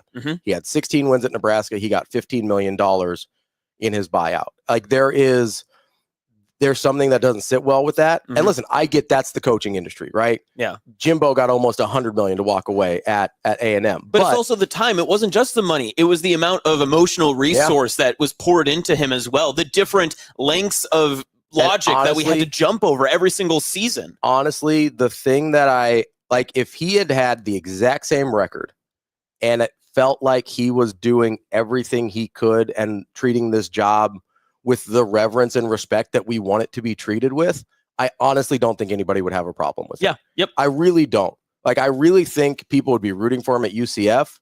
I really think people would be hoping that he had a redemption arc. Like, people were rooting for Bo at Youngstown, right? They followed him there. People wanted Bo to win at Youngstown. I was excited when he made a FCS national championship game at Youngstown. Like, I wanted him to be successful at his defensive coordinator stops after that. This is not generally a spiteful fan base for no reason. I still see people tweet at the Titans rooting for Callahan. Yeah. I love that Bill Callahan has still had, like, I was never as mad about Bill Callahan as other people were. I genuinely thought Bill Callahan did his best. Like, it wasn't Bill Callahan's fault. Like, if we go back, revisionist history potentially, lot going on. Like, obviously Steve Peterson was a huge problem. The timing in which Bill Callahan got that job was a huge problem. But like, Bo doesn't exist without Callahan in the way we remember him. A lot of those players, especially on the front end, were Bill Callahan players, Bill Callahan relationships that came to Nebraska. Like, that was really important for Bo's start. One notable Ndamukong Suh as well. Yes, absolutely. Like, that's a Callahan recruit. The best player Nebraska's had in the 21st century is a Bill Callahan recruit. Full stop. Yep. Right? Now, we got the best out of him under Pelini. I get that. But I genuinely believe nobody's mad at Mike Riley. Nobody. I don't know anybody. Now they are not. Like, people were mad about the hire. Yes. But nobody's mad about the job Mike Riley tried to do here. We're not happy with the results, but nobody's mad at him personally. Right. Yes. Yep. Nobody's mad at him personally. Nobody's mad at Bill Callahan personally. Nobody's mad at Bo personally. That's a really good distinction. Yes. It's not an attack on, it's an attack on the era of, wow, what a disappointing tenure of Nebraska football. Or like, I wish they hadn't hired that guy, but it's not, we don't like him. And it's the added commentary too now of being like, well, I was forced to take it. Like, there were people who made me do it. I know we've already gotten 10 pounds of flesh off of this wounded body. Bill Callahan's never been, as far as I know, Bill Callahan's never been like, oh, I never should have taken the Nebraska job. Yeah. He chooses not to talk about it. He just doesn't talk about it, exactly. Which is a super easy thing to do. Like, that man's worked in the NFL for the last 20 years after Nebraska, 18, I guess, after he got fired. And as far as I know, has barely said a word about Nebraska. Yep. That's a fine way to approach this, right? I genuinely believe every coach at Nebraska, except Scott Frost, did everything they could and treated this job with the reverence and respect we want our football program and our state, by the way, to be treated with. Yep. This is a public position at a public university. It's not just about the football program. It's not just about the university. It's about the state. And not to make it, this isn't to poke and prod at the state of Nebraska. I'm from here, in case anyone was curious. I've been at every level and every part of this state and every inch of it. But when Bill Callahan doesn't talk about his time in Nebraska and Mike Riley doesn't talk about his time in Nebraska, we are used to nationally kind of being ignored and kind of being overlooked. We're fine with that. If you don't have anything to say about us, if it's not going to be nice, we're totally fine with that. We can handle that. But it's when you choose to come back and you have some offhanded comments and you choose to do some sort of slight digging or you try to get one step above us, that's when we get upset and we get frustrated with you. Especially when we did everything we could to help him be successful. What more could have Nebraska done for Frost? That's what I mean. There was nothing more. There was nothing more that we could have given. He was bad, right? Yes. Just there's no other way around it. And I didn't even start hearing in any sort of numbers hot seat talk until his 4th year of being bad. Yep. Kalen DeBoer is on the hot seat today. Yes. If Kalen DeBoer doesn't make a college football playoff, he is getting fired at Alabama. He's in top 10 lists nationally for coaches on a hot seat. Full stop. Like, if they don't make a college football playoff, he's getting fired. If Brian Kelly doesn't make a college football playoff, he is getting fired, I think. I agree. Like, there are Lincoln Riley, if he doesn't have a good season, is on the hot seat. We're talking over 7 wins for USC. He's probably fired. At least, yes. And this is 2 years ago. They won 11 games and had a Heisman Trophy. 2 years ago, had 11 games, won a Heisman Trophy, right? His track record is way better than anything that Frost brought to the table. And he's on a hot seat. Like, Nebraska wasn't even whispering hot seat stuff until it'd been 4 full years. Like, at the end of the 4th year, people were like, maybe we need to move on. So and it still wasn't a consensus. Is that a Frost problem or is that a Nebraska fan base problem? I'm saying we gave him every opportunity. Okay. That's all I'm saying. Okay. Like, we gave him every opportunity. I thought he should have been fired after the 4th year. I really did. Because I was like, hey, what are we doing? Like, 21, right? Yeah. And so 3-9. Yeah. That was like, hey, we're losing a bunch of guys. I don't know how this is going to get better. Like, I think it's time to move on. That's when they made all the coordinator changes and stuff like that. And that was also the same. The conversation was, and we had spun ourselves into a complete confusion into saying, well, look how close the program is to turning the corner, rather than if another program or another school in any other conference goes 3-9, had all of the bad luck that they had. Not a lot of other schools in the country, out of the 140 FBS schools that we have, would go, oh, yeah, this guy's really close to turning the corner at 3-9 and all these close losses. They would point and say, what are you not doing in close losses that we can't get over the hump in these and turn these into wins? That's the difference, I think, in Nebraska, that I guess we just gave Scott Frost that extra little bit of leash and we just kept pulling and never roped him back in. We just kept giving and giving and giving, and then he just took the mile. Of the teams in the top 10 that are not top 10 wins all time that are not Ivy League teams, because they've got the weird front end stuff because they played football for 30 years before the fake anybody national else. championships. Yeah, like the Yale, Harvard, Penn. I'm taking them out of it. Of the people that are still major college, like FBS college football teams, tell me which one of these schools doesn't fire a coach after 3 consecutive losing seasons and then a 3-9. Okay, so 4 consecutive losing seasons capping off with a 3-9. Tell me which school does not fire their coach. Okay. Because this is the neighborhood Nebraska's in. Nebraska's 9 all time. They're 8th in FBS only. Yep. Okay. Michigan fires their coach. Ohio State fires their coach. Ohio State would have fired Ryan Day last year if they didn't win a national title. They fired Luke Fickell after 1 year. He was somewhat interim, but yes. Yes. Like, Ohio State was ready to fire Ryan Day if they don't go on a run in the national championship. They would have fired him mid-second season. Alabama already fired. Had that. Fired. Notre Dame. They had those weird what is it, Charlie Weiss or whatever years? I still don't think he survived 3-9. No. You're right. So you're right. I'm giving too much credence because they were still winning seasons, right? He started with a 10-win season. Correct. With Brady Quinn. Yes, correct. Fired. Yes, fired. Right? Right. Let's see who's next. We've got Texas. 100% fired. Yeah, fired. Oklahoma. Fired. Penn State. Fired. Nebraska is next on that list. Georgia. Oh, fired in year 1.5. USC. Fired, yeah. They fired Lane Kiffin for less. Tennessee. Fired, yeah. Yeah, we've seen them fire guys for less recently. LSU. Fired. Clemson. Oh, Clemson's interesting. They're kind of one of their own. I think they're close to how Nebraska may treat stuff, but I think they would be, after 3 years in a 3-9 season, fired, yes. Then we've got Auburn. Oh, fired, yeah. They're so volatile, yeah. We just went through the top 20. The first one that I think maybe, and I still think he gets fired, West Virginia. Yeah. That's a Texas A&M absolutely gets fired. We have to get down to 25. Well, if it's an oil year, then yes, then they would find a way. If it's a good year for oil, absolutely firing him. We have to get down to 25. That's when we're getting to the Virginia Tech, Pitt, Georgia Tech, Syracuse's of the world. I think the one that I could say like almost exactly in the same scenario, it's like a Pitt. It's like Dan Marino comes back. It's Pitt. Pitt would be the only one that they'd be like, we'd give our homegrown guy the same credence. Maybe. That's the only way that I could think of that. What I'm saying is the leeway that he was given is so unprecedented for a program of Nebraska stature that the fact that's I think what bothers that's what bothers me. I think that's what bothers other people is that it feels like he did not give nearly as much to Nebraska as Nebraska gave to him. There is an imbalance in that equation, and Nebraskans don't like that. Nebraskans like things to be fair. Nebraskans like things to be equitable, right? We want Like, hey, I'll give you my all, you give your all back, we're cool, right? Yep. Or hey, you don't try at all, I'll walk away, we're cool. But when there's an inequality in that effort level, and I'm specifically talking about inequality in effort, we want your best, whatever that looks like. We want your best. And if you're not willing to give that to us and you still expect our best in return, we're going to have problems. And that's really, I think, the problem here. And then to go out and be, honestly, I feel like Scott Frost should be grateful to Nebraska. Yeah. I really do.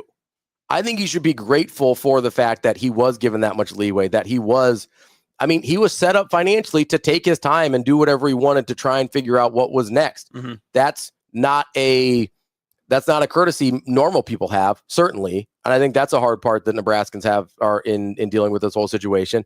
And a lot of coaches don't even have that leeway if they're not at a program that is that financially well off that they can just write you the check for you to go away. Like that's not something that happens everywhere. There's guys that have to work. And I think he was put for as poorly as things went here. I think he was given and Nebraska didn't say boo out the door, by the way. Right. Like there was a very good section of the fan base that were like, still need some time.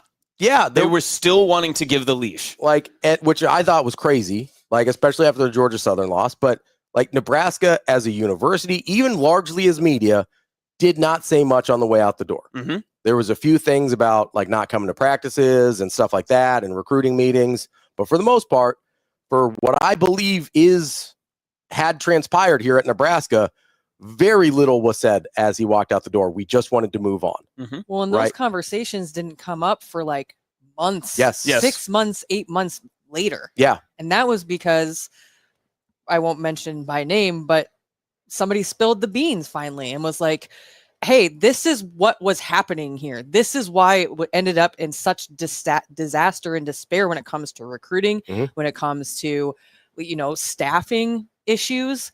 Yeah. That part was always crazy to me. Yeah.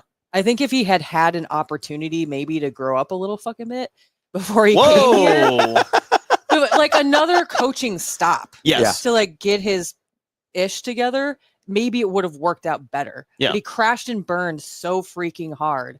And then to be like, he was so lauded when he got here that I think that went to his head. And it was like, you're coming off of a amazing season for UCF and building that program up. And then you come here and I don't know that he knew how to handle it, but then to like backhandedly and like slap the fan base in the face the way that he has, I think that is also like the bigger issue. I think that's my biggest gripe with all of it, right? Is that it's the genesis of this entire argument is that it's just never felt like Scott Frost has ever respected Nebraska and its fans. Yeah. Right. Even from the playing days. Yeah. It was always about him and sometimes the people around him, but it was always about him first. And that's what it's come across as. And I think that is why Matt Rule has just been so open-armed, basically hugged and embraced. And with all of the things that you think that we could correct ourselves and be a better fan base and all this other stuff, one of the first things that Matt Rule said at his introductory press conference is, I want to make a program that's worth coming to spend your money, that people work out in the fields for, that people are working in Nebraska, whether they're working in downtown Lincoln or across the plains or in the Sandhills, out of Sydney, that they want to come down to Memorial Stadium and spend their money here to watch this team. I want to make it worth their while. Yeah. And I think it was exactly the right thing that Nebraska needed to hear. And I think that's why the leash is, long again. Because we go through those top 10 teams. Matt Rule has a 5-7 and a 7-6 season. But everyone is willing to ride out this 7-year contract to see where it can end up because he respects the fan base and he has embraced the state more so than the last coach ever did. Kyle says, we gave him the keys to the Lamborghini and he drove it off the cliff and then blamed us for trusting him with it. That's a great analogy. Like that's a great analogy. Honestly, I didn't intend to get into Scofro stuff. This is all my fault. I don't even. Yeah, it is your fault. Because we were talking the most hated coaches. HowDareYou.com. I know. No, let's take a quick break here. I do want to get to a little NFL.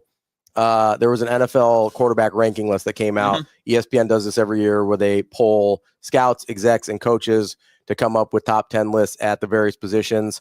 I thought there were some really interesting inclusions and exclusions on the quarterback list. We'll get to that next. That's Austin. I'm Ravi. It's Hurrdat Sports Live.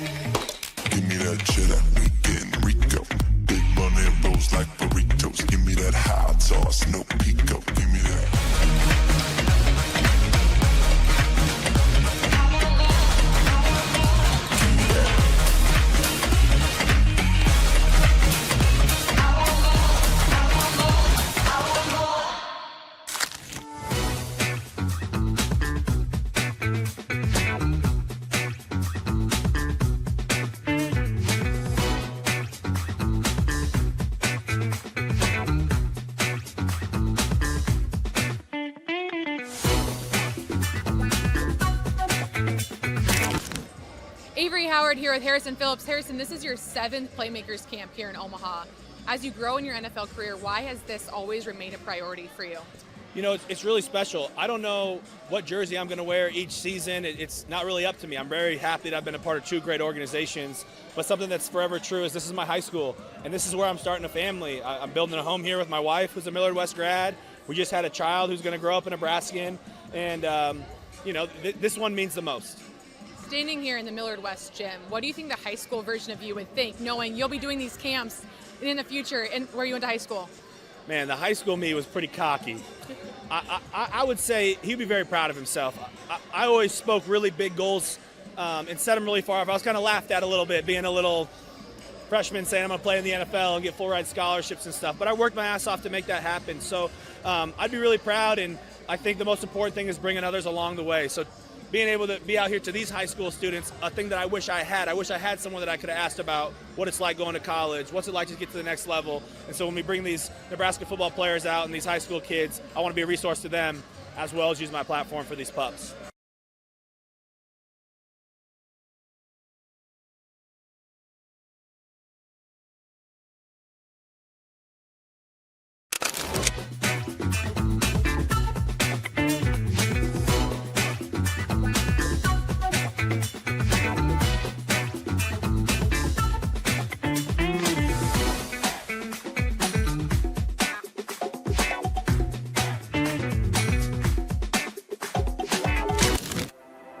At Centrist Federal Credit Union, we have the tools and resources to help our members fulfill their financial goals.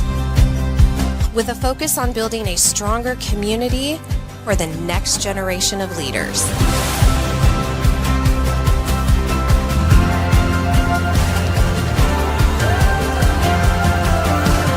Centrist Federal Credit Union. We are where you are.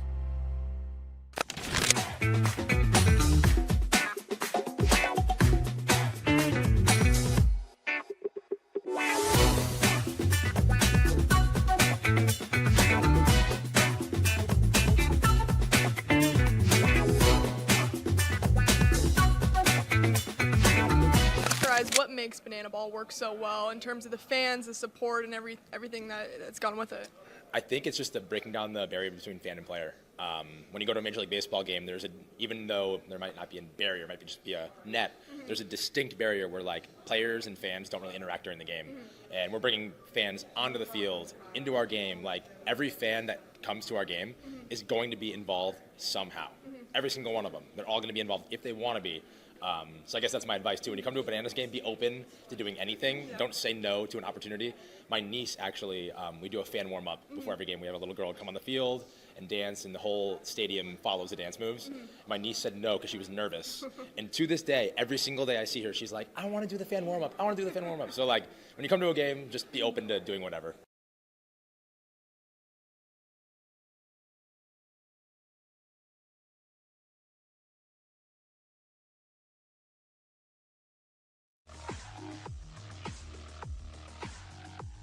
You're listening to Hurrdat Sports Live.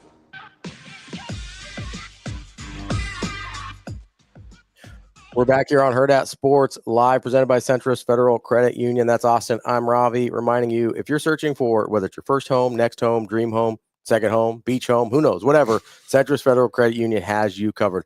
With extensive local market and mortgage knowledge, programs to help you achieve homeownership, the team at Centrist is here to help you throughout your home buying journey, because it's not just a mortgage, it's your home. Get connected with Centrist mortgage experts today at centristfcu.org, federally insured by NCUA.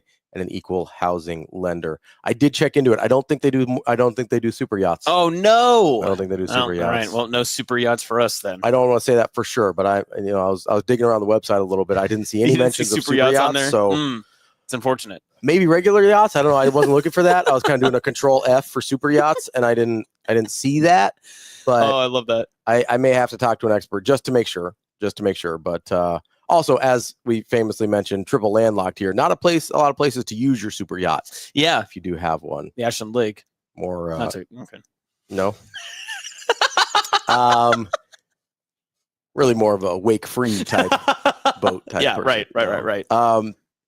I wanted to get to the ESPN list of top 10 quarterbacks in the league, done by execs, scouts, and coaches. So TK, this wasn't a ESPN thing. Like, it was put out by ESPN. He says Herbert being this high on the ESPN list further confirms me that they're terrible at their jobs and they hate winning. These are people that work in the NFL, TK. ESPN compiled it. This was just a voting system of people that actually work in the NFL. So if you have an issue with the list, it's the people that are actually making the decisions, not ESPN here. This is not an opinion list. This is a actual rankings of the execs, coaches, and scouts in the league, which could tell you why they're so bad at drafting quarterbacks. That's possible. That is possible. That's on the table. But obviously you've got some no-brainers at the top here. Mahomes, Allen, Burrow, Lamar. I think in some order that is the no-brainer top 4. I don't like the people who try to get in the nitty-gritty of some of those too, because really no matter what 4 you pick there, it's whatever flavor you want, right? Like if you want to go with the championship value, I think you could argue Mahomes isn't coming off his greatest year ever. Oh, he's definitely not. Really not much of an argument.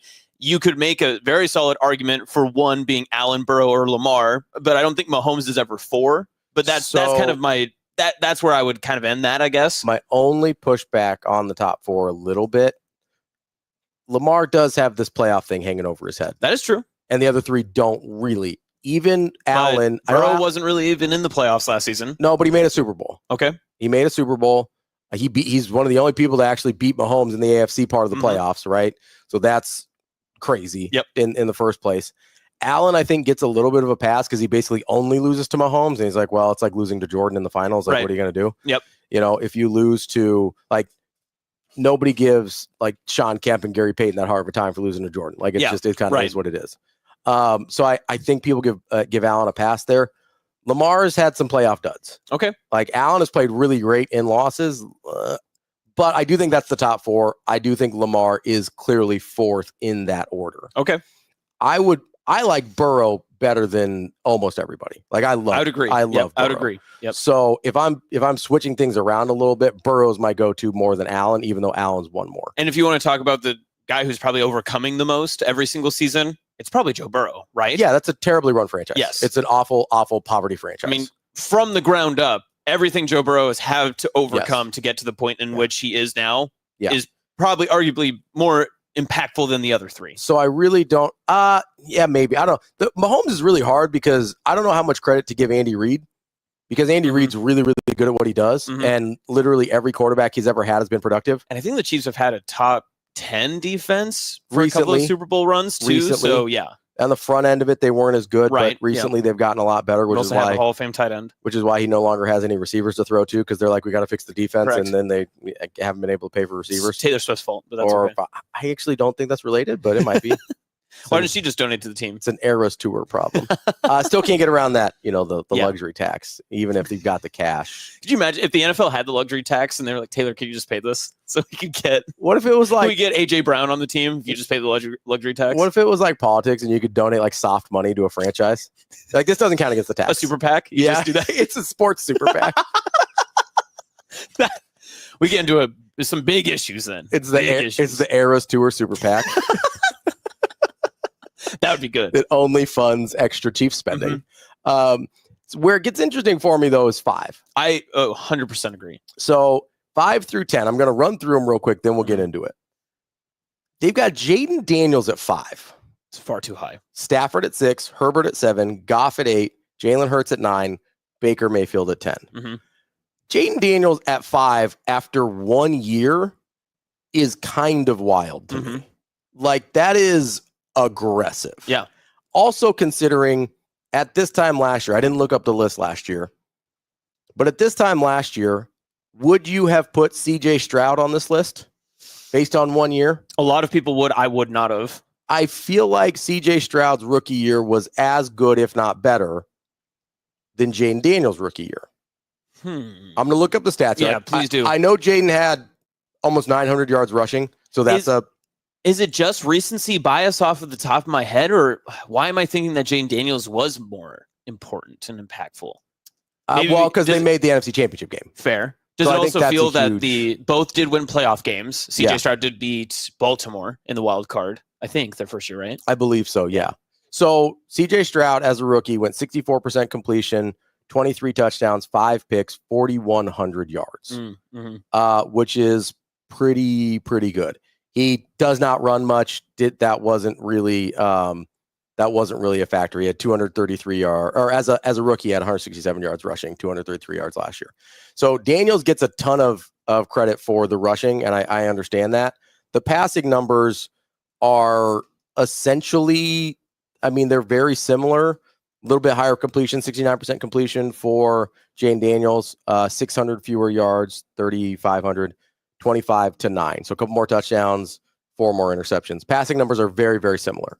Jane Daniels gets the nod on rushing. That's fine. We're talking about 1 year, though. Yeah. So I'm having a really hard time putting that guy at 5 on the list. And listen, this is going to shock you, but Jalen Hurts just won a Super Bowl and he's 9? And then Matt Stafford has a Super Bowl ring and he's at 6 behind a guy that's done it for 1 year in the league. And I'm not even, you know me, I'm not a huge Jalen Hurts guy. But if you just want to go statistically and winning and track record. Yeah, I don't know if there's a quarterback in the NFL in recent history that gets the least amount of credit for their team's success than Jalen Hurts. Probably. Because everyone credits the Eagles and their amazing roster, which they have. They have a great roster. Their fantastic receiver core, their skill positions, everything else that comes with it. Never credit the coaching, which is fair.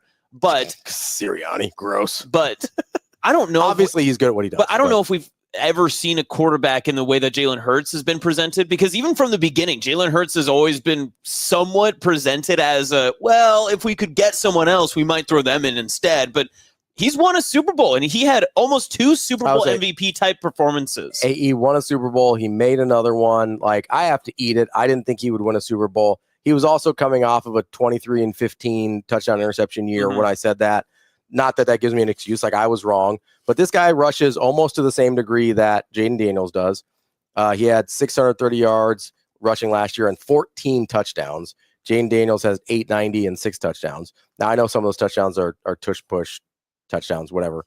But They still count. Yeah, they still literally count as there are touchdowns. some quarterbacks that don't do that. Only 5 interceptions, 18 touchdowns, 2,900 yards, which was his. He only threw 18 touchdowns? Yeah, it was his few, but he had 14 rushing, so he's at 32. Okay, fair, yeah. Which still puts him at more total touchdowns than Jane Daniels had, who was at 31, I believe. Those receivers got to get in the end zone. You got to stop getting tackled to 1. Well, they just didn't throw the ball very much. I mean, he had almost 200 fewer passing attempts last year than he had the year before because you get Saquon Barkley in there. Yep. Like, you've got they were smart. They used their resources to the best of their ability. And so I don't have a problem with the fewer passing numbers because he was good enough. He was a good enough passer when he needed to be. I just don't know how you put Jaden Daniels at 5th on this list when you've got Jalen Hurts. I would take Stafford over him at this point. Like, Jaden Daniels to me should be in the honorable mention category with CJ Stroud. Like, that seems like an appropriate place for Jaden Daniels after 1 year in the league. I could see an argument for 10, but everyone that's on this list from 1 to 10, I somewhat agree with. But that's where 10 gets tricky between 10 and going honorable mention. So 10's Baker Mayfield. This is one I really have a lot of trouble with because I mean, Baker Mayfield's fine. He's a nice quarterback. Whoa. Are you going to say Baker Mayfield's on a top 10 quarterback? He was the name I was stunned at. Honestly. So you'd rather have, so you're going to go CJ Stroud over Baker Mayfield? I think so, yeah. I think Jordan Love over Baker Mayfield. Probably not Jordan Love. I'm not a big Jordan Love guy. Okay. I would take, so the other guys on the also receiving votes, Kyler Murray, Brock Purdy, Dak Prescott, Aaron Rodgers, Tua, and Bo Nix. I think I would take CJ Stroud over Baker Mayfield. I personally would take Brock Purdy over Baker Mayfield. I agree there. I'd be tempted to take Dak Prescott over Baker Mayfield. Hamstring right off the bone. He pulled a full Rico. He did pull a full Rico. But if Dak Prescott's healthy, he's had a much more consistent, productive career than Baker Mayfield. That's a fact. Like Baker Mayfield couldn't find a job for a while. Baker's won more playoff games. That's fine. That's a Cowboys problem, not a Dak problem. Cowboys are cursed. For 1 year. No, don't do this. For 1 year. Don't do this. No. You don't believe this. I might take Aaron Rodgers over Baker Mayfield. You don't think for that. A year? No. In the right context, maybe. I think DB would rather have Baker Mayfield than Aaron Rodgers. Ooh, I don't know. I think he would. If you said you could do a straight trade. We should ask him. We'll ask him at 9:30. Yeah. Because I am fascinated.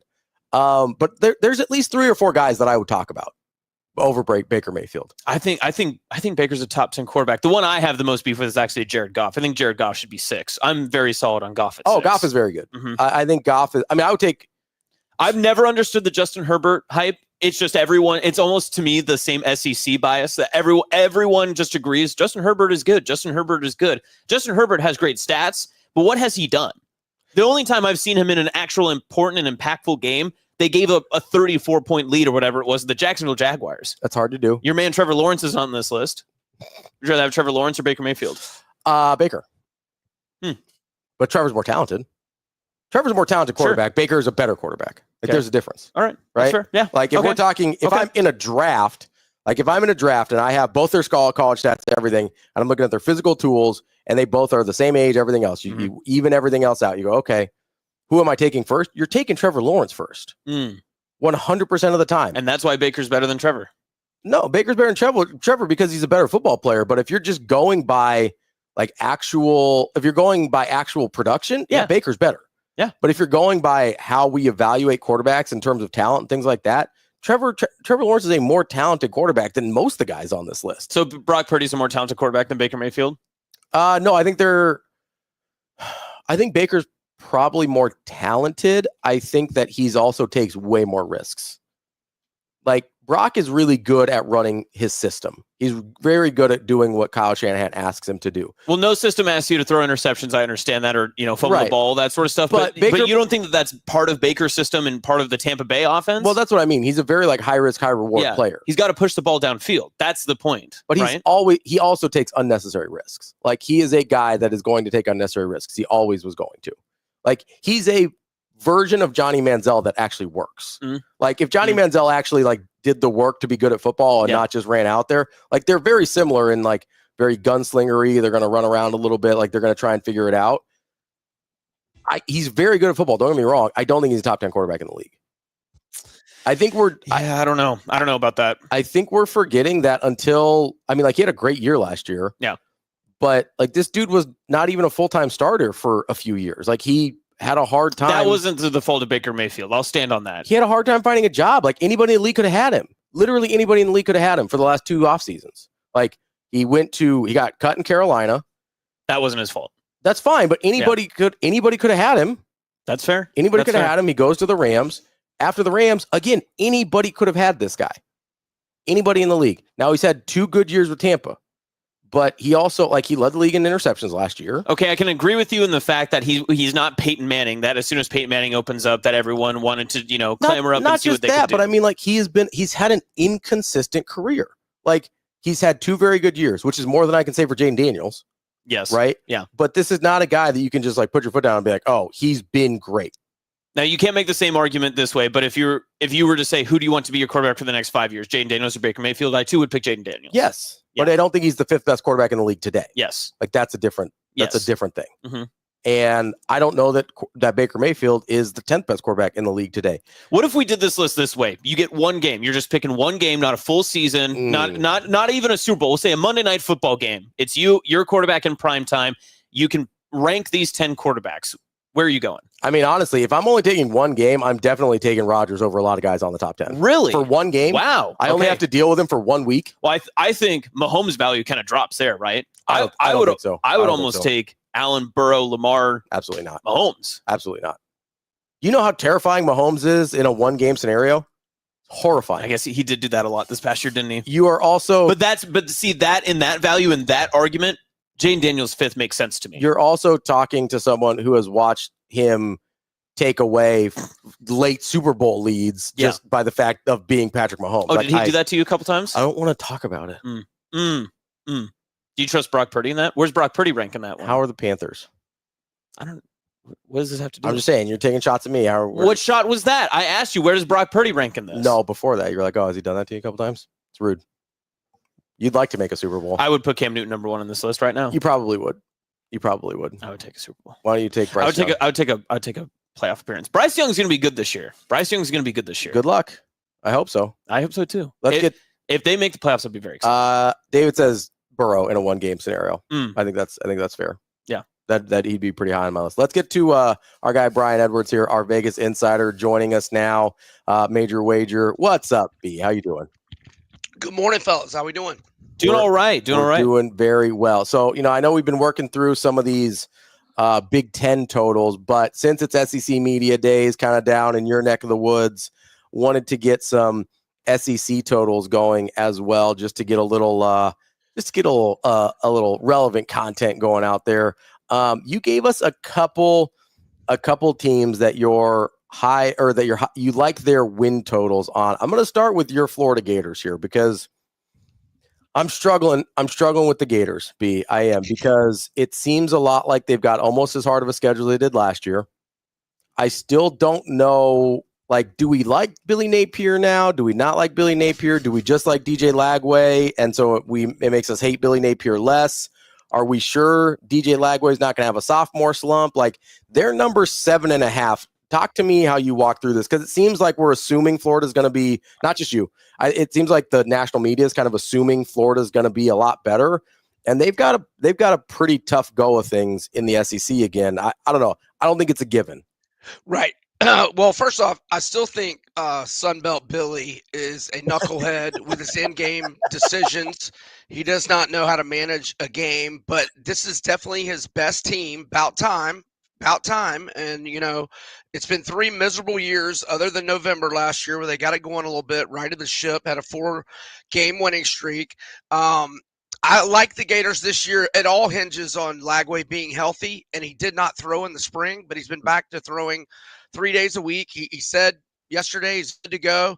So I'm hoping that's the case. I'm going with Florida over 7.5. It is a difficult schedule, and that's plus money, by the way, plus 120 at last look at DraftKings. Oh God, where was I going with that? What about the schedule this year that I like, which makes me think it's not as difficult as last year, is that other than USF in non-conference, and other than LSU with Nussmeier and Texas A&M with Marcel Reed, everybody's breaking in new quarterbacks on all of Florida's opponents. It's all new quarterbacks. Now, it's still a tough schedule, but I think it's manageable, and I think they can get to 9 if Lagway's healthy. But look, every over win total you bet hinges on the quarterback staying healthy. So I'm going over 7.5. You look at I think they win the first 2 in non-con. I think they can get a split out of at LSU and at Miami. But even if they don't, that's not necessarily a kiss of death. I think they can beat Texas at home. I think they can beat everybody at home. I think they probably split the Texas A&M and the LSU Miami. So I think that'll give them 4-2, go to 5-2 with Mississippi State. Even though they're plus 8.5 in a lot of the games of the year, I think they can beat Georgia. But let's say that's an L. 5-3. Sorry, excuse me. I think they win at Kentucky. 6-3. I love them at home to Tennessee. In fact, that's my favorite games of the year. I bet Florida -3. They're 17-3 straight up, 15-5 against the spread the last 20 against the Vols, who haven't won in Gainesville since 2003. And I think they beat FSU. So, I think they definitely get to 8 if Lagway's healthy, possibly 9. I'm not against taking them to make the playoff, which is in that plus 370 to plus 390 range. And again, I like them -3 to Tennessee. All right, B. So what about Auburn? Auburn's always been interesting to me, especially when it comes to and we were talking a little bit earlier just about some of the top programs in college football history in terms of their wins. They've always been so volatile, and it seems like they're kind of on the cups of another one of those seasons that could just either spiral completely out of control, or maybe they resurface and figure something out this year. So their talent is a lot better. They have gone 2-6 in one possession games, 1-3 each year under Hugh Freeze. They got to start winning some close ones. At Baylor is a tough week 1. I think both teams are going to be good. The winner of that is going to be off to a nice start. Baylor's got a tough week 2 game against SMU as well. But if Auburn can get that one, I think they start 3-0. I think they lose at Oklahoma. A&M's got 2 weeks to prepare. It'll be Auburn's 5th game in 5 weeks. That'll be a tough one as well. I would kind of lean A&M there. Then they get 2 weeks to prepare for Georgia.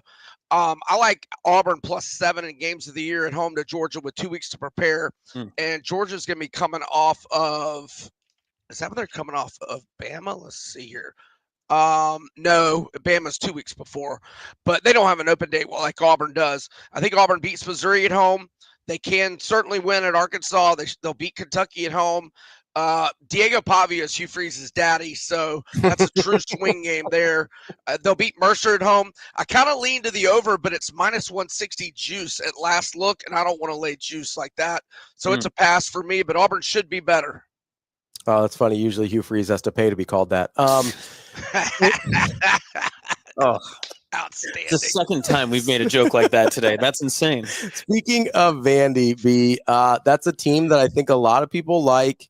Obviously, Diego Pavia is kind of the star of SEC media days and got this big personality. They're either at 4.5 or 5.5, depending on where you look. But are you buying the year 2 of Vandy being quality?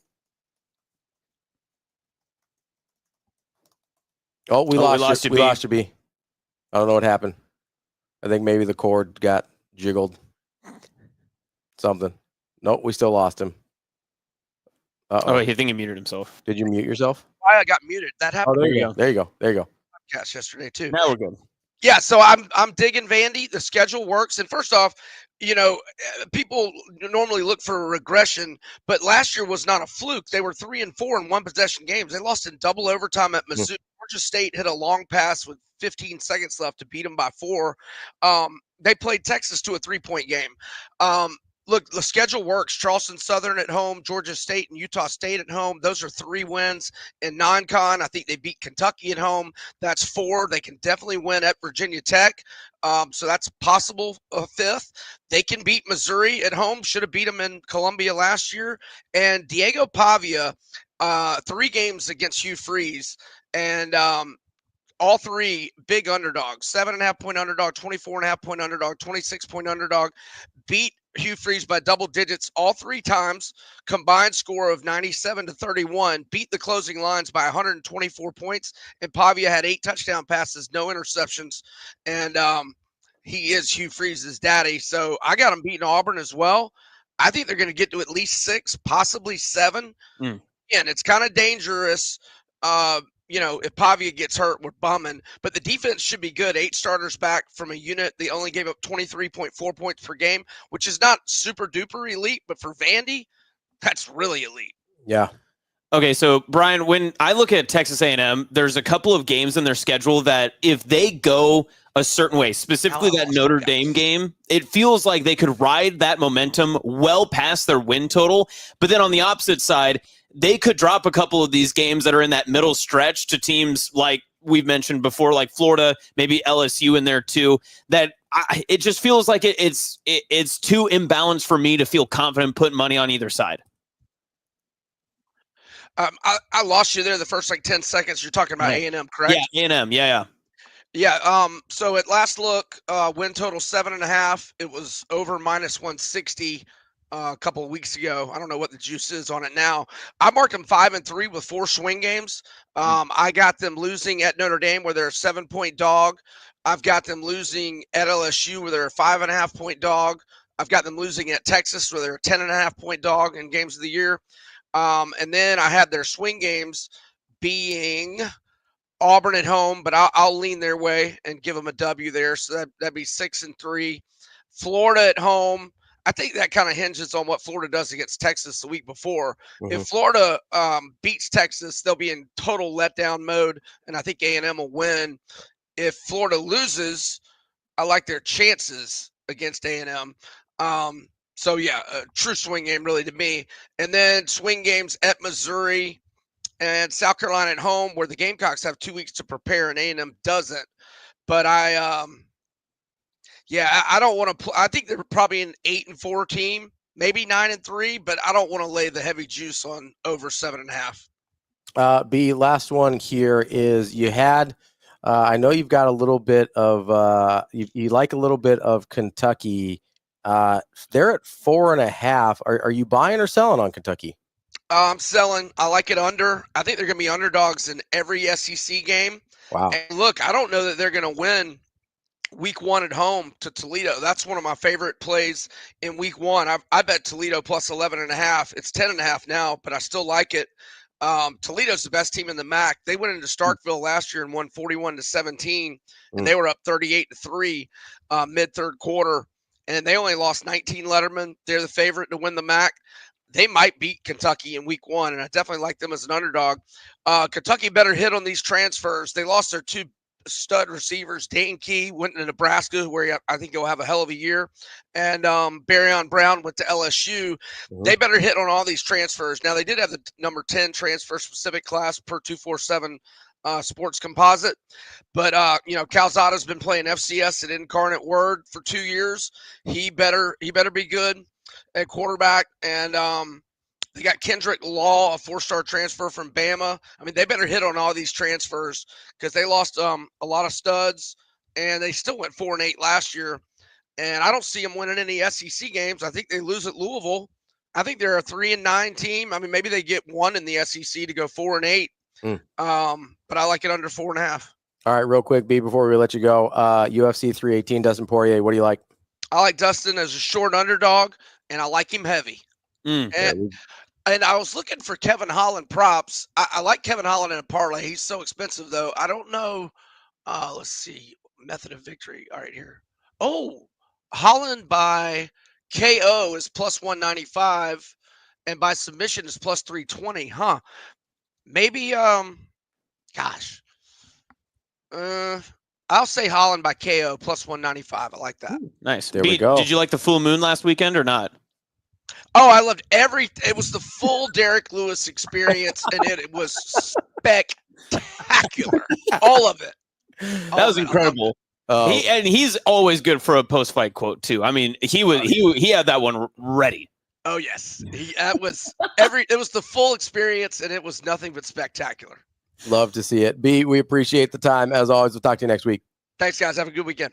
That's Brian Edwards, our friend, Vegas insider from Major Wager. Coming up next, we're going to talk to Will Backus from CBS Sports. He covers college football. Might get into this report that we've got that Big Ten won't budge on their preferred playoff method, unless, of course, there's a but. We'll get to that and more with Will Backus coming up next year on Hurrdat Sports Live.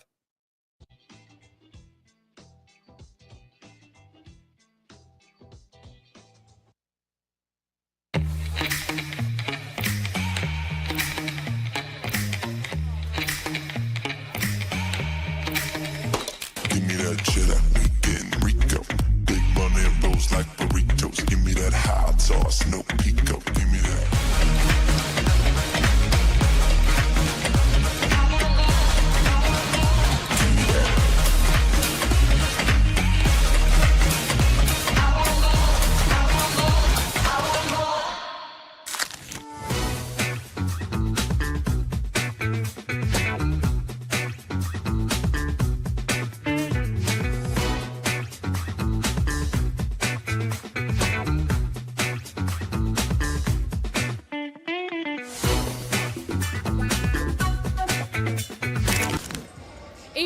Here with Harrison Phillips. Harrison, this is your 7th Playmakers Camp here in Omaha. As you grow in your NFL career, why has this always remained a priority for you? You know, it's really special. I don't know what jersey I'm going to wear each season. It's not really up to me. I'm very happy that I've been a part of 2 great organizations, but something that's forever true is this is my high school, and this is where I'm starting a family. I'm building a home here with my wife, who's a Millard West grad. We just had a child who's going to grow up a Nebraskan, and, this one means the most. Standing here in the Millard West gym, what do you think the high school version of you would think, knowing you'll be doing these camps in the future and where you went to high school? Man, the high school me was pretty cocky. I would say he'd be very proud of himself. I always spoke really big goals, and set them really far off. I was kind of laughed at a little bit, being a little freshman saying I'm going to play in the NFL and get full-ride scholarships and stuff. But I worked my ass off to make that happen. So I'd be really proud, and I think the most important thing is bringing others along the way. So being able to be out here to these high school students, a thing that I wish I had. I wish I had someone that I could have asked about what it's like going to college, what's it like to get to the next level. And so when we bring these Nebraska football players out and these high school kids, I want to be a resource to them as well as use my platform for these pups.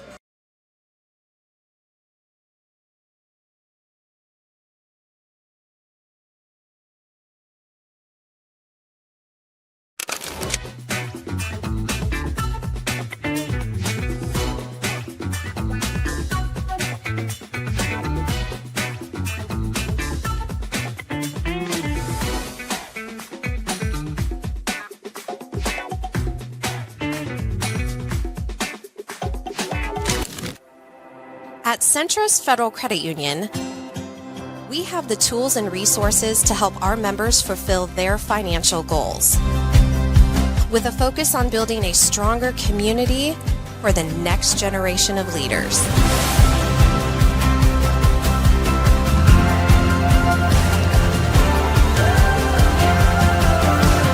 Centris Federal Credit Union. We are where you are.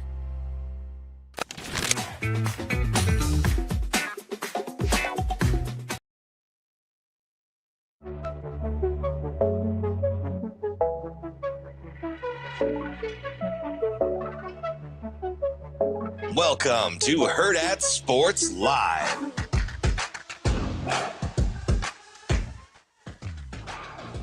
Welcome back, Hurrdat Sports Live, presented by Centris Federal Credit Union. We may not be at Hurrdat Sports Bar and Grill right now, but you should definitely check it out this weekend. As always, Saturday and Sunday, 75-cent wings at either location, either La Vista or Gretna. Make sure you go check it out. We are joined now by Will Backus, covering college football for CBS Sports. Will, how are you this morning? I'm doing great. Thanks for having me on.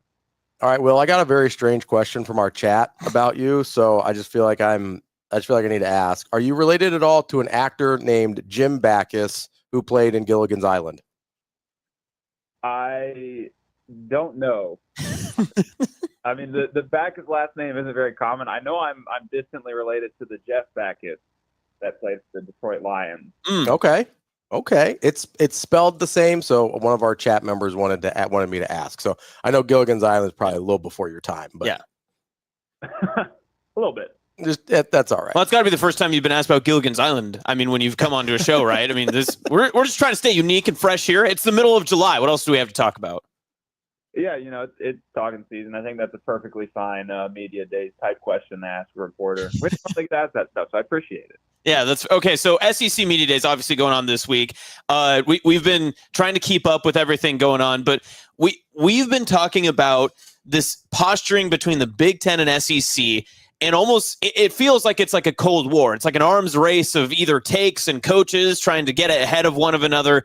What was the general vibe there at SEC Media Days just throughout the week? Did you get a sense of that there was tension when it came to the college football playoff type of conversation? Because it felt like that's been the primary quotes that we've been kind of observing out here. Yeah, I mean, I don't know if I would describe it as tension necessarily. I think it's just like the SEC is no stranger to posturing, and a lot of it comes from Greg Sankey. I mean, very he's very honest, I guess, about how he views the national landscape. He's definitely going to rally for his conference, and he's definitely been probably the most vocal about the SEC getting its share.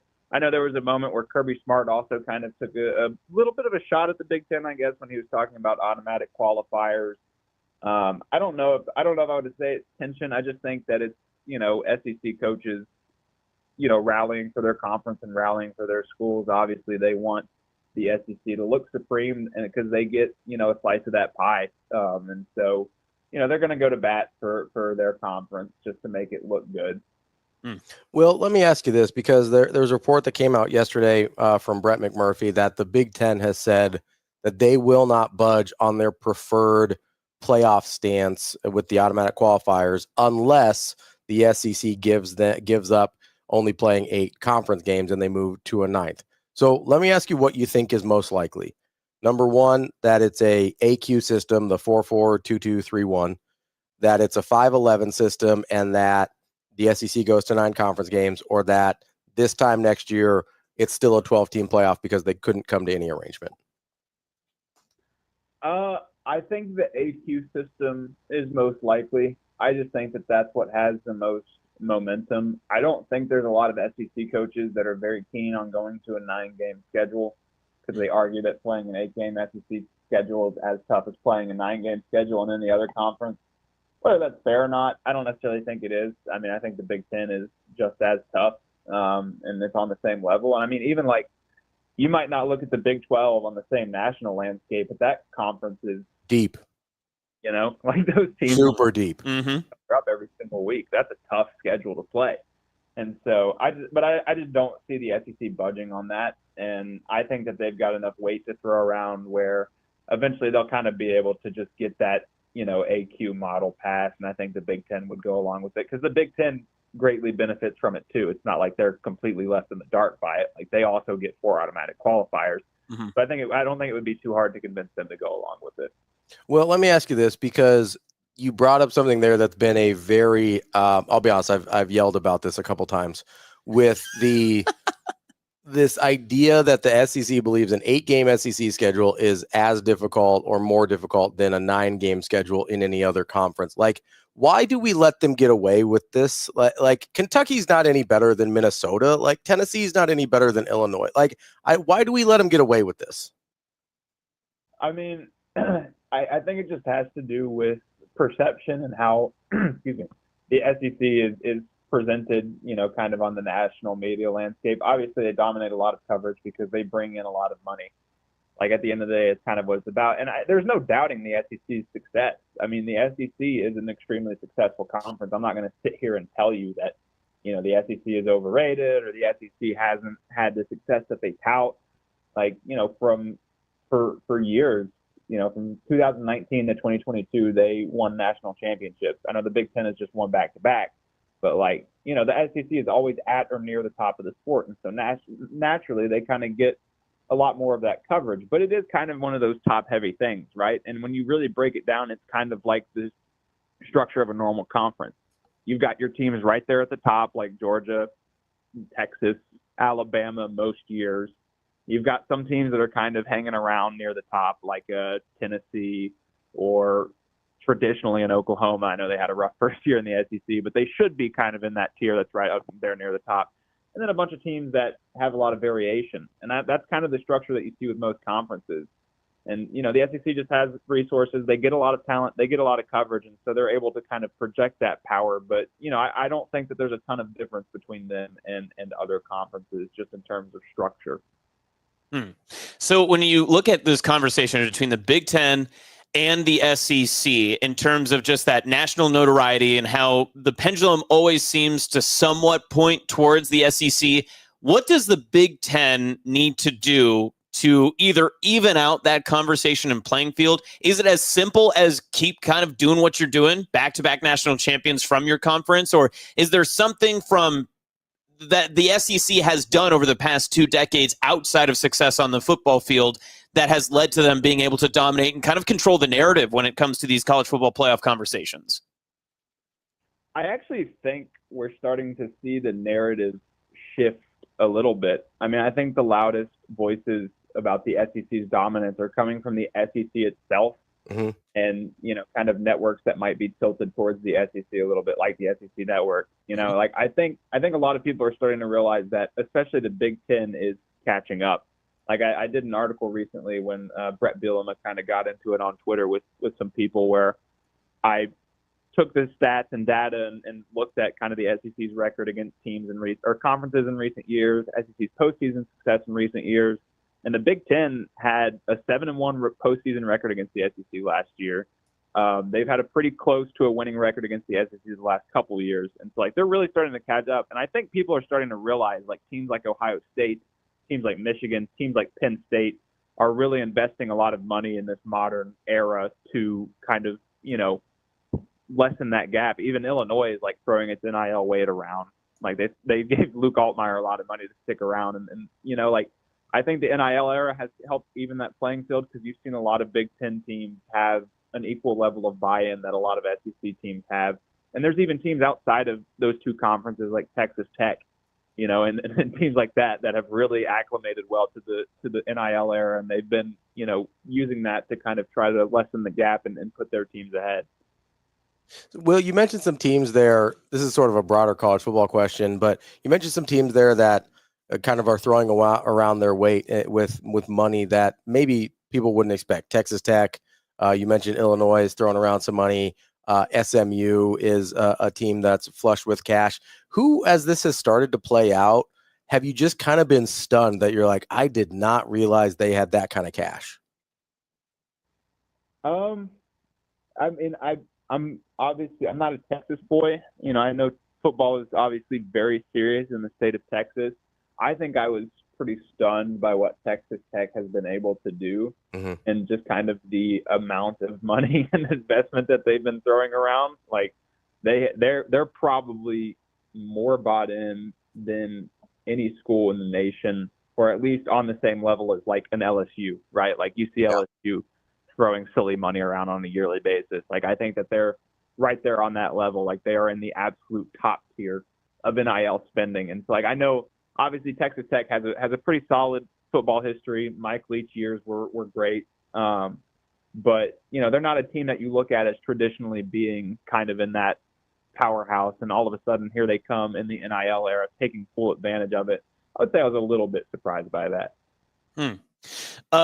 Will, just going through, we hear from the heavy hitters in the SEC, and there's a lot of focus, of course, on the Alabamas and even the Auburns, Floridas, the teams that could be on the rise. But I'm curious your thoughts on some of these other programs, and I want to focus on two, because it feels like because of the success that they had last year, and they have a great namesake quarterback in Vanderbilt, there's more talk about them this season than I think we've heard in most other media days. But what about some of these other teams like Arkansas and even Oklahoma, to that matter? Oklahoma gets a little bit more of the national conversation run, but what's happening with like the Razorbacks? It feels like in my scope of what I've seen, those two are kind of being left out of a lot of the conference conversation. Yeah, and I don't want to say that the SEC is wide open, because I don't think that's fair to say. Like I think you're going to see a lot of the same teams competing for that SEC championship and college football playoff spot. But I do think that there's a lot of potential for chaos. And I mean, there was a fair amount last year. Like we saw Vanderbilt beat Alabama, and we saw Oklahoma beat Alabama. I wouldn't be surprised if similar stuff like that happens this year. One team that doesn't normally get a lot of preseason hype that I think is going to probably, that I think has a good shot to make the playoff this year is South Carolina. And I really like, because South Carolina has a great quarterback in Lenora Sellers. I really like the way that Shane Beamer has built up that defense. Like they lost some really good draft picks on the defense, and I think that they still have a lot of really good guys coming back. Dylan Stewart, a really young former 5-star edge rusher who really stood out as a freshman last year. I think he's just going to be better with more collegiate experience under his belt. So I think South Carolina has a really good shot at pushing for a playoff. I don't think Vanderbilt's going to make a playoff like Diego Pavia would have you believe, but I do think Vanderbilt is going to be a dangerous team and not like the typical, it's Vanderbilt, like I think you're actually going to have to put a lot of effort, towards beating Vanderbilt and really plan for them. And so, I could even see Mississippi State taking a big step and definitely pushing for bowl eligibility and maybe even beating a couple teams that you're like, I didn't see that happening. So, I think the water level's rising all around the conference, and so, like I said, not that I'm sitting here and telling you that a Vanderbilt or even a South Carolina is going to come out of the blue and win the SEC. But those are I think are dangerous teams that are kind of outside that upper echelon that everybody focuses on. That could definitely give some of those more prominent teams a scare this year. Well, I think part of the perception of the SEC being a little bit more wide open this year has to do with so many teams having new or unproven quarterbacks, right? Obviously, Arch Manning hasn't been a full-time starter. Austin Simmons over at Ole Miss. You've got Gunnar Stockton at Georgia, Ty Simpson at Alabama. Of those teams, I know the easy answer is Arch, right? Where people just assume between Sark and the weapons and the talent around him that he's going to, just come in and be who we expect him to be. Of those 4 guys, though, or if you've got one off the board that I didn't mention, who do you think is going to be able to elevate their team in a way like their previous starter did or past what their previous starter did? I'm going to eliminate Arch because he's the obvious answer. Okay. I like that.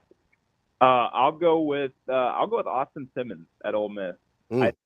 Obviously a lot has been made of the fact that he's, still just 19 years old. He's already graduated college, so he's very clearly a very smart guy. So, I don't think there's any question that he's mentally capable of running a college football offense. I think it's also really telling that Lane Kiffin, who's the portal king, who always uses the transfer portal really heavily to plug holes on his roster, he's also a really good quarterback guru. Like, he's developed a lot of really good quarterbacks in his career, so he knows the position extremely well. I think it's very telling that he did not take any transfers that could seriously push Simmons for the job. They took a couple guys for depth, but they didn't take anybody to come in and realistically be a starting option, just kind of a break glass in case of emergency type of guy. So that shows the faith that Kiffin and his staff have in Simmons to continue running and operating the offense at a high level. And if he's investing that much into a guy, and if he has that much belief in a guy, then I think it's definitely a guy that's worth keeping an eye on. So, Will, I want to talk about, I totally agree with that answer, but I want to talk about the other 2 guys for a second here, because I find Ty Simpson at Alabama and Gunnar Stockton at Georgia really interesting, because the guys they were replacing were pretty maligned at times in Jalen Milroe and Carson Beck. Seems like Georgia fans couldn't get Carson Beck out of town fast enough. Miami was obviously happy to take him on board. Jalen Milroe, we all know about his kind of ups and downs over the course of the season with Alabama. Do you think at any point over the course of the year that either of those teams will find themselves wishing they had their old quarterback back? I think Georgia's in really good hands with Gunnar Stockton. Like, I really like what I saw from him in the SEC championship game and the playoff. And I think Georgia has also done a lot to elevate its wide receiver core, so that's going to help him a lot. Mm-hmm. But I like Gunnar Stockton. I think that Georgia's going to be happy with him. Alabama, I'm a little bit less certain on. I think Ty Simpson's good. I don't know if he's the type of quarterback that's going to completely elevate an offense. And obviously at Alabama, he's going to have a lot of help too. When you're throwing the ball to like Ryan Williams and Jeremy Bernard, that's not a difficult job. And he's also playing behind arguably the best offensive line in college football. So he's got a great support system to succeed.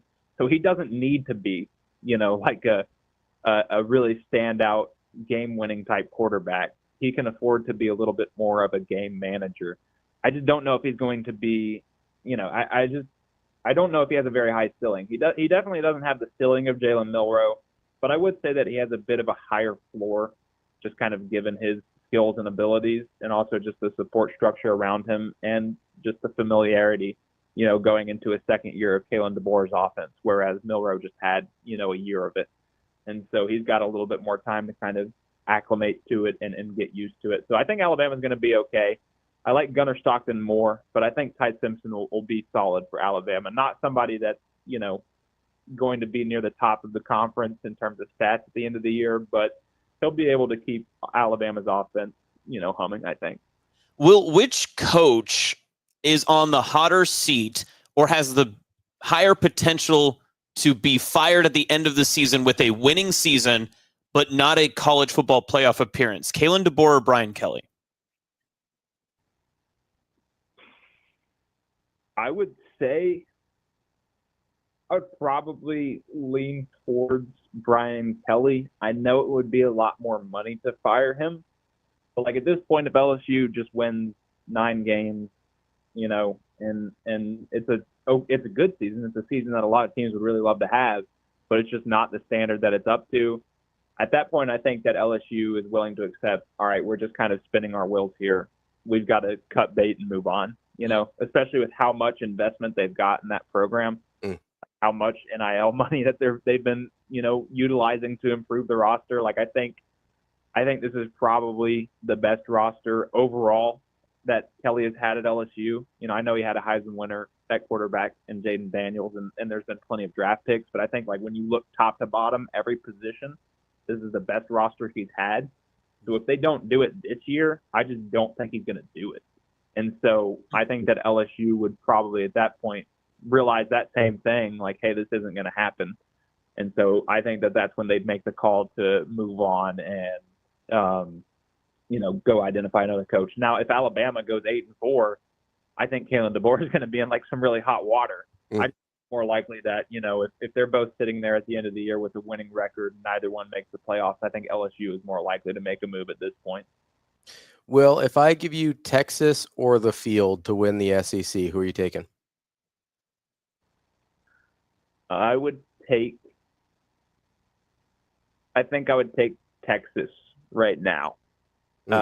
And that's just because, I think there's a good bit of offensive uncertainty with Texas. Obviously, Texas is going to be a great hands at quarterback with Art. There's some question marks at wide receiver. They also lost 4 offensive line starters. But just the way that Sarkisian has recruited there, like both high school and the transfer portal, was absurd. It's right neck and neck with Georgia.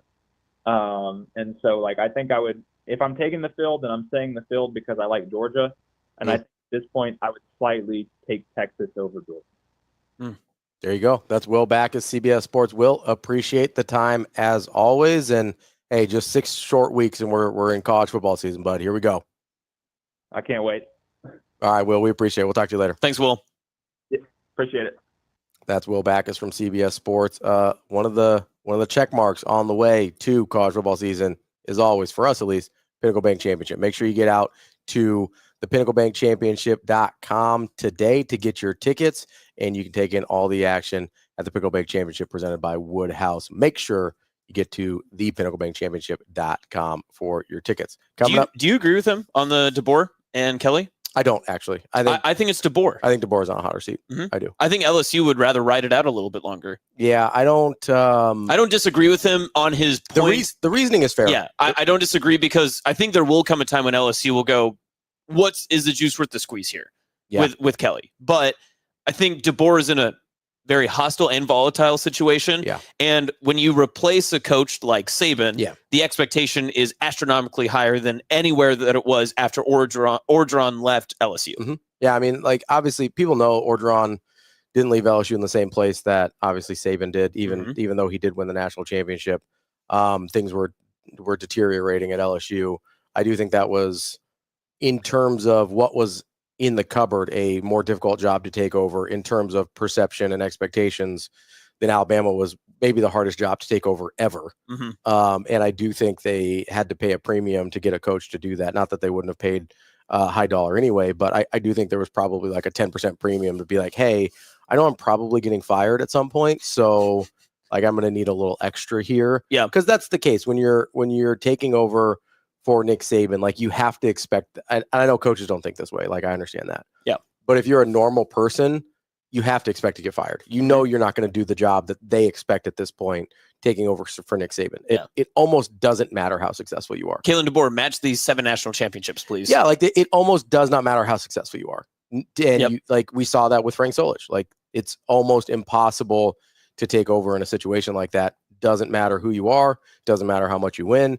You're not Nick Saban. That's it. And so I think that's the biggest issue here for DeBoer in Alabama. I think DeBoer is a great football coach. I don't hope he gets fired, but I hope he gets to move on from Alabama soon. Right. Because I don't think that's a good. You want DeBoer in the Big Ten? I want him in the Midwest somewhere. I think it's a good fit for him. Think he'd go back to Washington. Would that be open?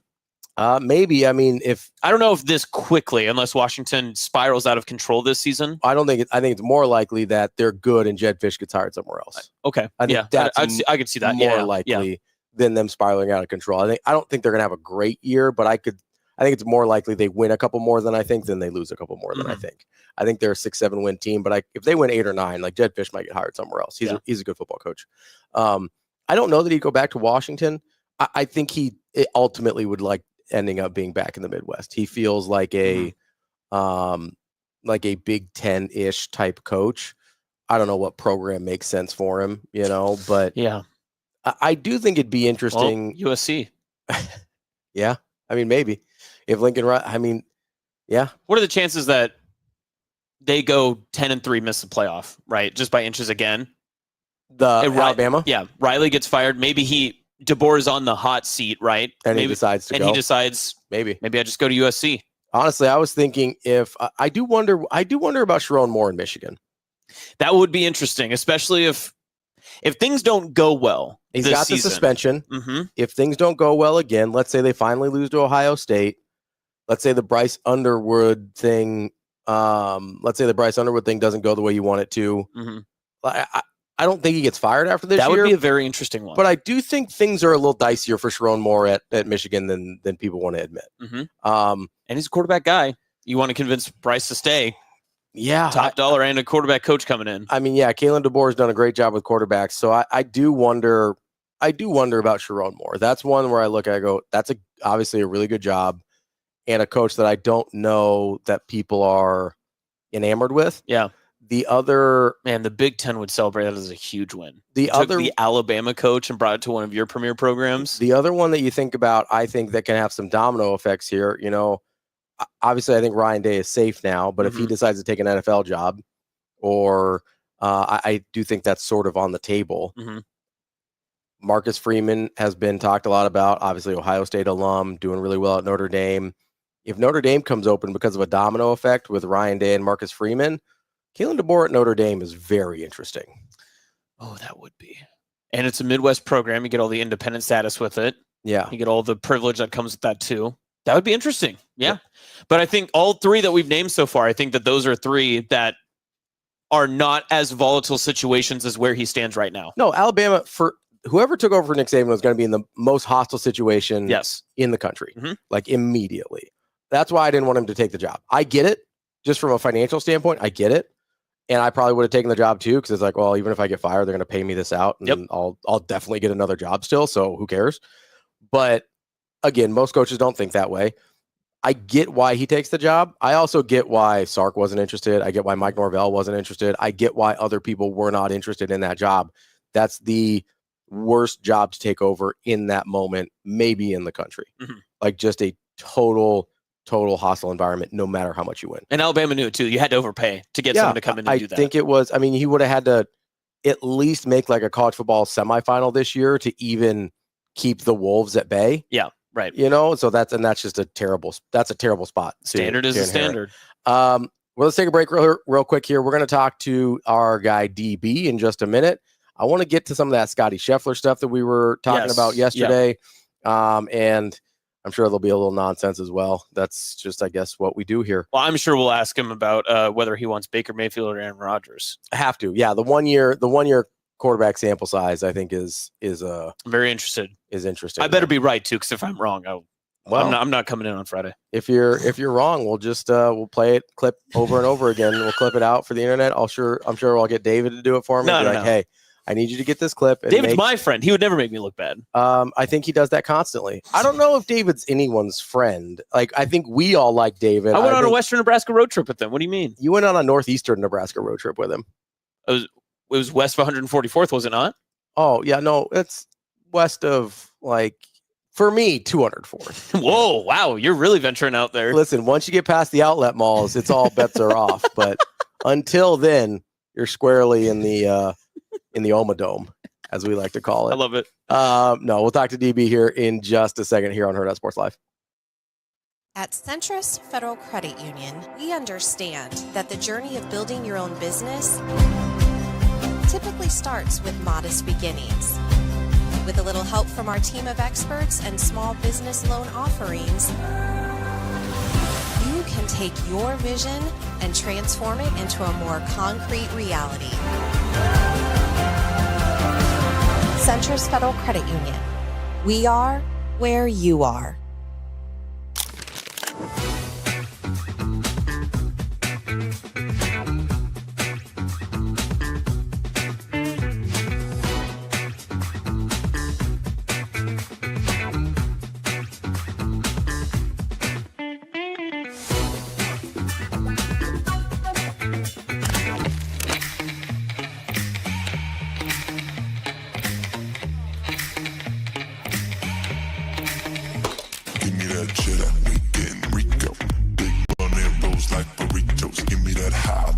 no peek up, give me that.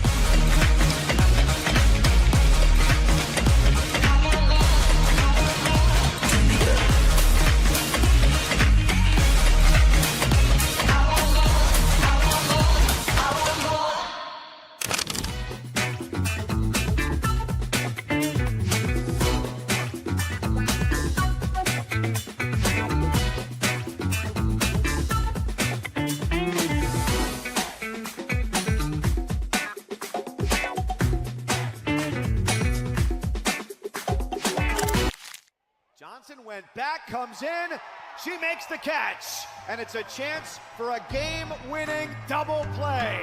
That's how it ends. The Arkansas Razorbacks are headed back to Super Regionals. What kind of goes through your mind as you're preparing to give that final speech? It's the worst speech of all time because you don't want to rehearse it because then it sounds like you knew it was coming.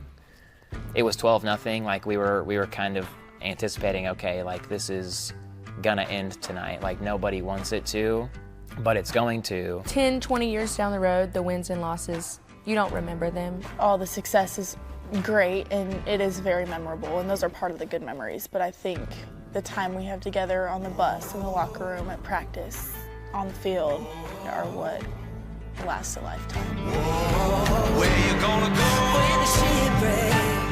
You just go out there and you look those kids in their eyes and try to articulate to them how much they mean to you and this program. And then when you finish and you stand there and watch everybody, and it's hard. I mean, there's no other way to put it.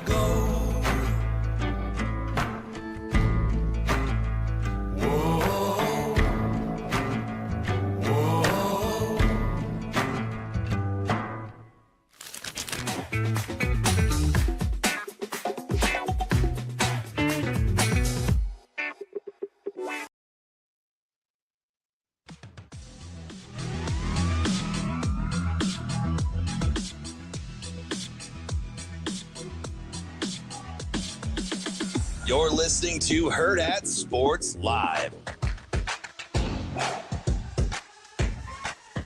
We're back here on Hurrdat Sports Live, presented by Centris Federal Credit Union. That's Austin. I'm Ravi. We are joined now by DB, our guy.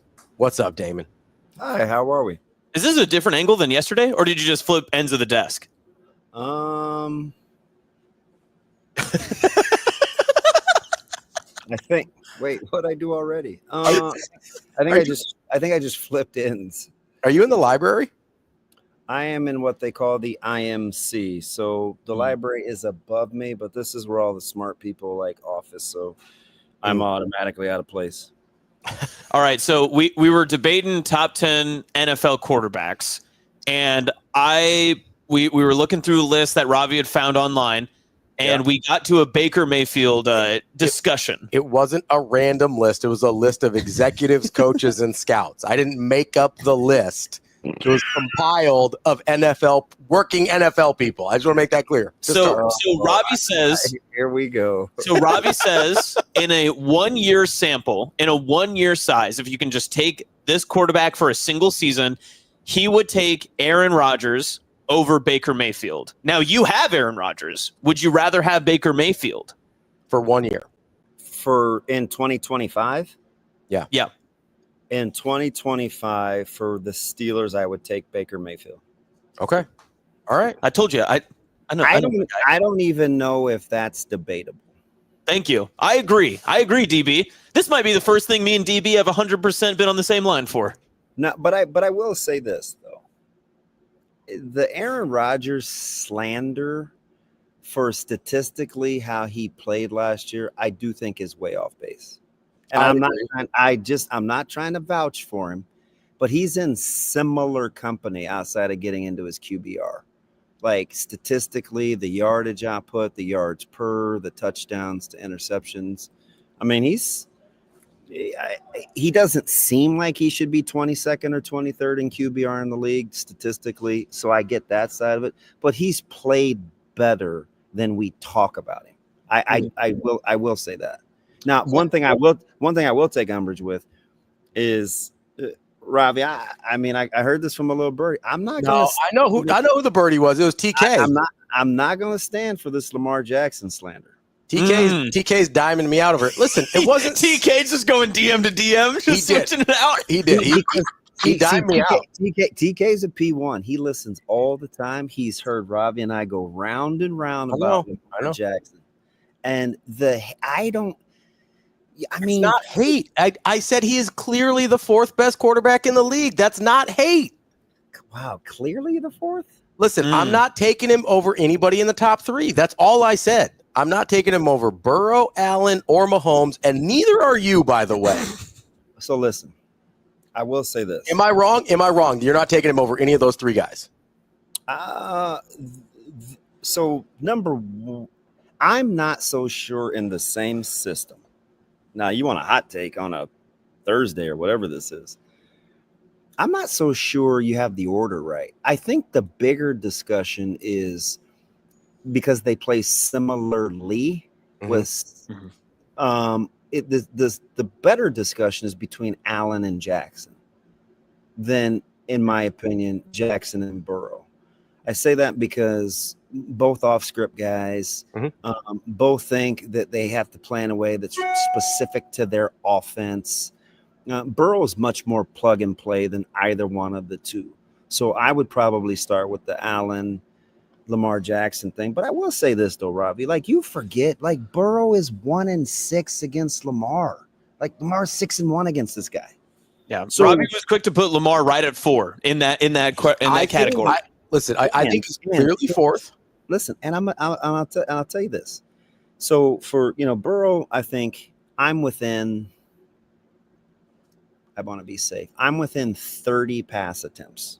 So like 2550 to 2580. Jackson has about 1,000 more yards and 26 more touchdowns. It's like 140 to 46, and the other Lamar's like 166 to 49. I get the playoff talk. I do. You probably ought to be better in crunch time. But head to head, he kicks his tail, and statistically, he's better. He's 1 point better QB rating. It's like 102 to 101. Like the clearly thing is what's throwing me. If you have a preference, and I love Burrow, so I'm kind of arguing against my fondness of JB. Just saying, you minimizing Lamar's accomplishments is borderline ludicrous. First of all, I'm not minimizing QB ace. I couldn't give a darn about the defense. I don't, because if you can't take the good, it's like the facts of life, right? You take the good, you take the bad, you take them both, and there you have.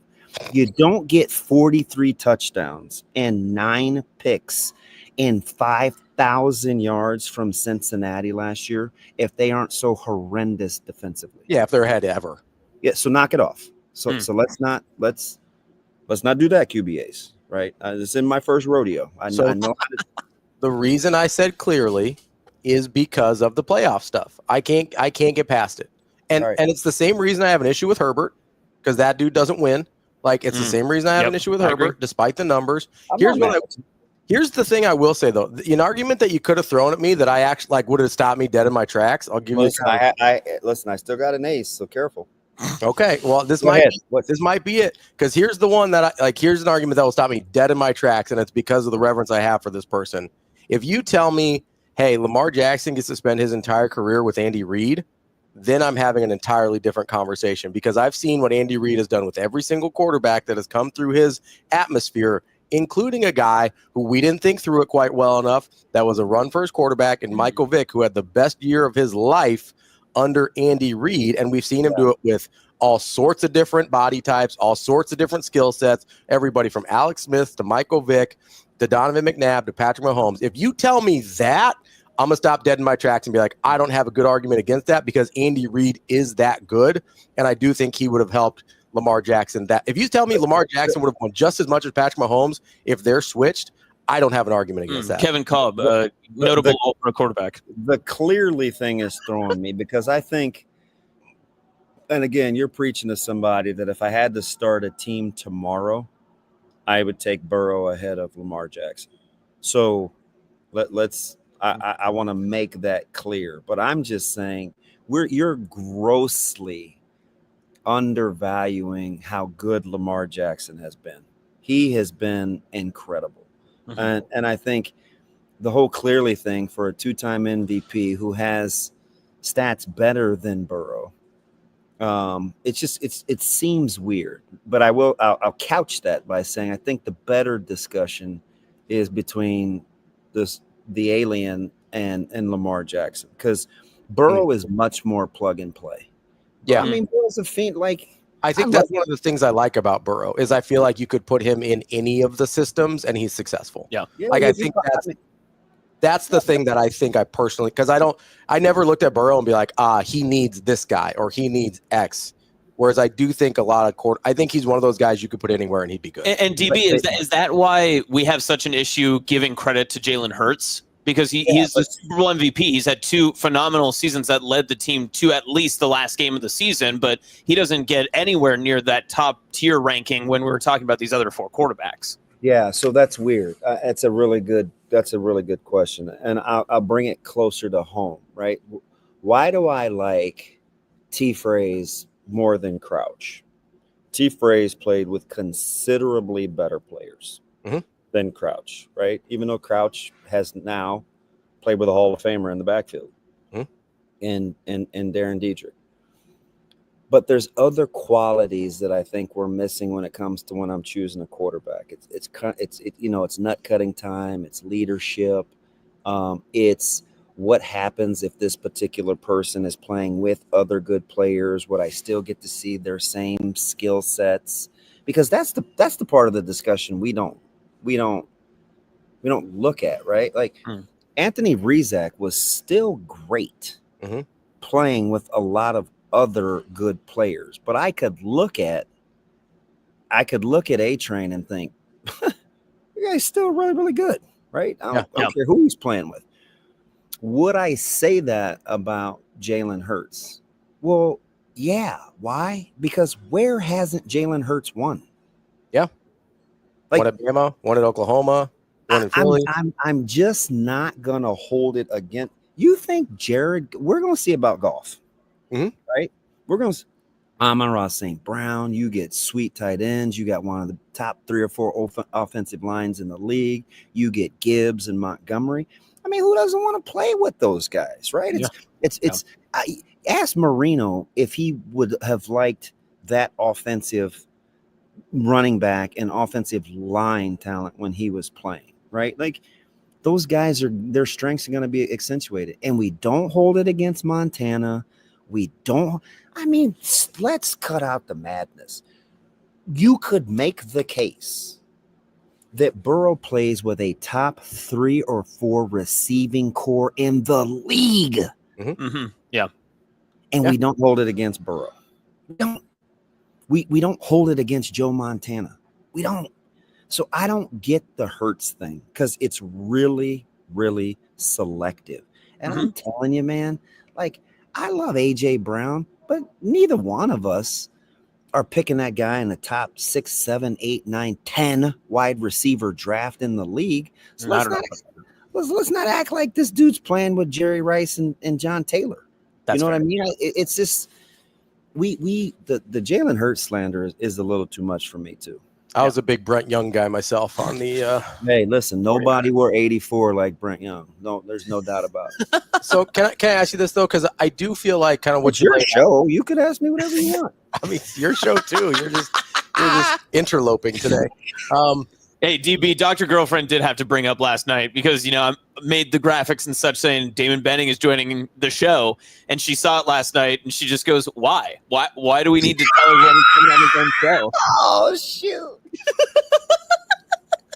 And here I was cheering for you guys when she got in the hours.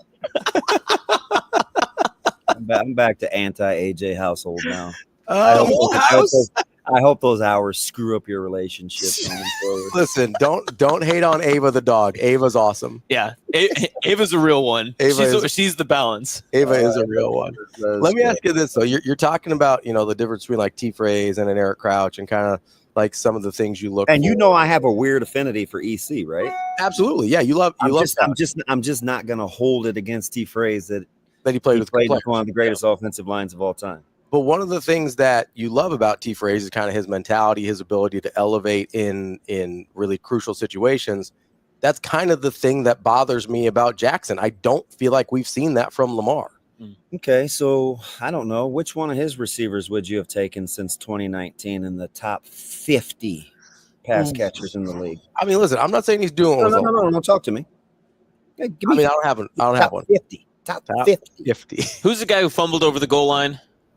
Mark Andrews is really good. Mark Andrews, tight end, yeah. As a tight end. Mark Andrews isn't top 6 or 7 tight ends in the league. Is that who I'm thinking of? Who am I thinking of? Bateman's, no, Flowers. Zay Flowers, right? I'm not taking either of those guys. Yeah. That's the best argument I can make. I'm waiting for top 50. You wouldn't take Zay Flowers over McConkey, and McConkey's been in the league 1 year. Yeah. I'm a big lad guy, though. I'm just saying. Hey, somehow somebody has 166 touchdown receptions. He ain't throwing it to himself. Yeah. Come on, man. I mean, listen. I'm just saying. You brought up the nut cutting time and the like. There's something to that. I wouldn't arm wrestle you over that. There's definitely something to. I get the context. I get what his receivers have looked like versus other guys. And if you're telling me like, hey, like you can't put him. Like Burrow's had way more advantages, and I'd point to the offensive line. And I'd be like, okay, let's call it a wash between the two versus running game and offensive line and receivers. Like, okay, I can deal with that. But then we still have this. That's the thing. I can't get over the elephant in the room with Lamar. Now, maybe I shouldn't say clearly, but for me, because of that, he's clearly fourth behind those other three guys. You know what's funny? Until 2 years ago, where they scored like 37 trillion points in 15 seconds. Mm-hmm.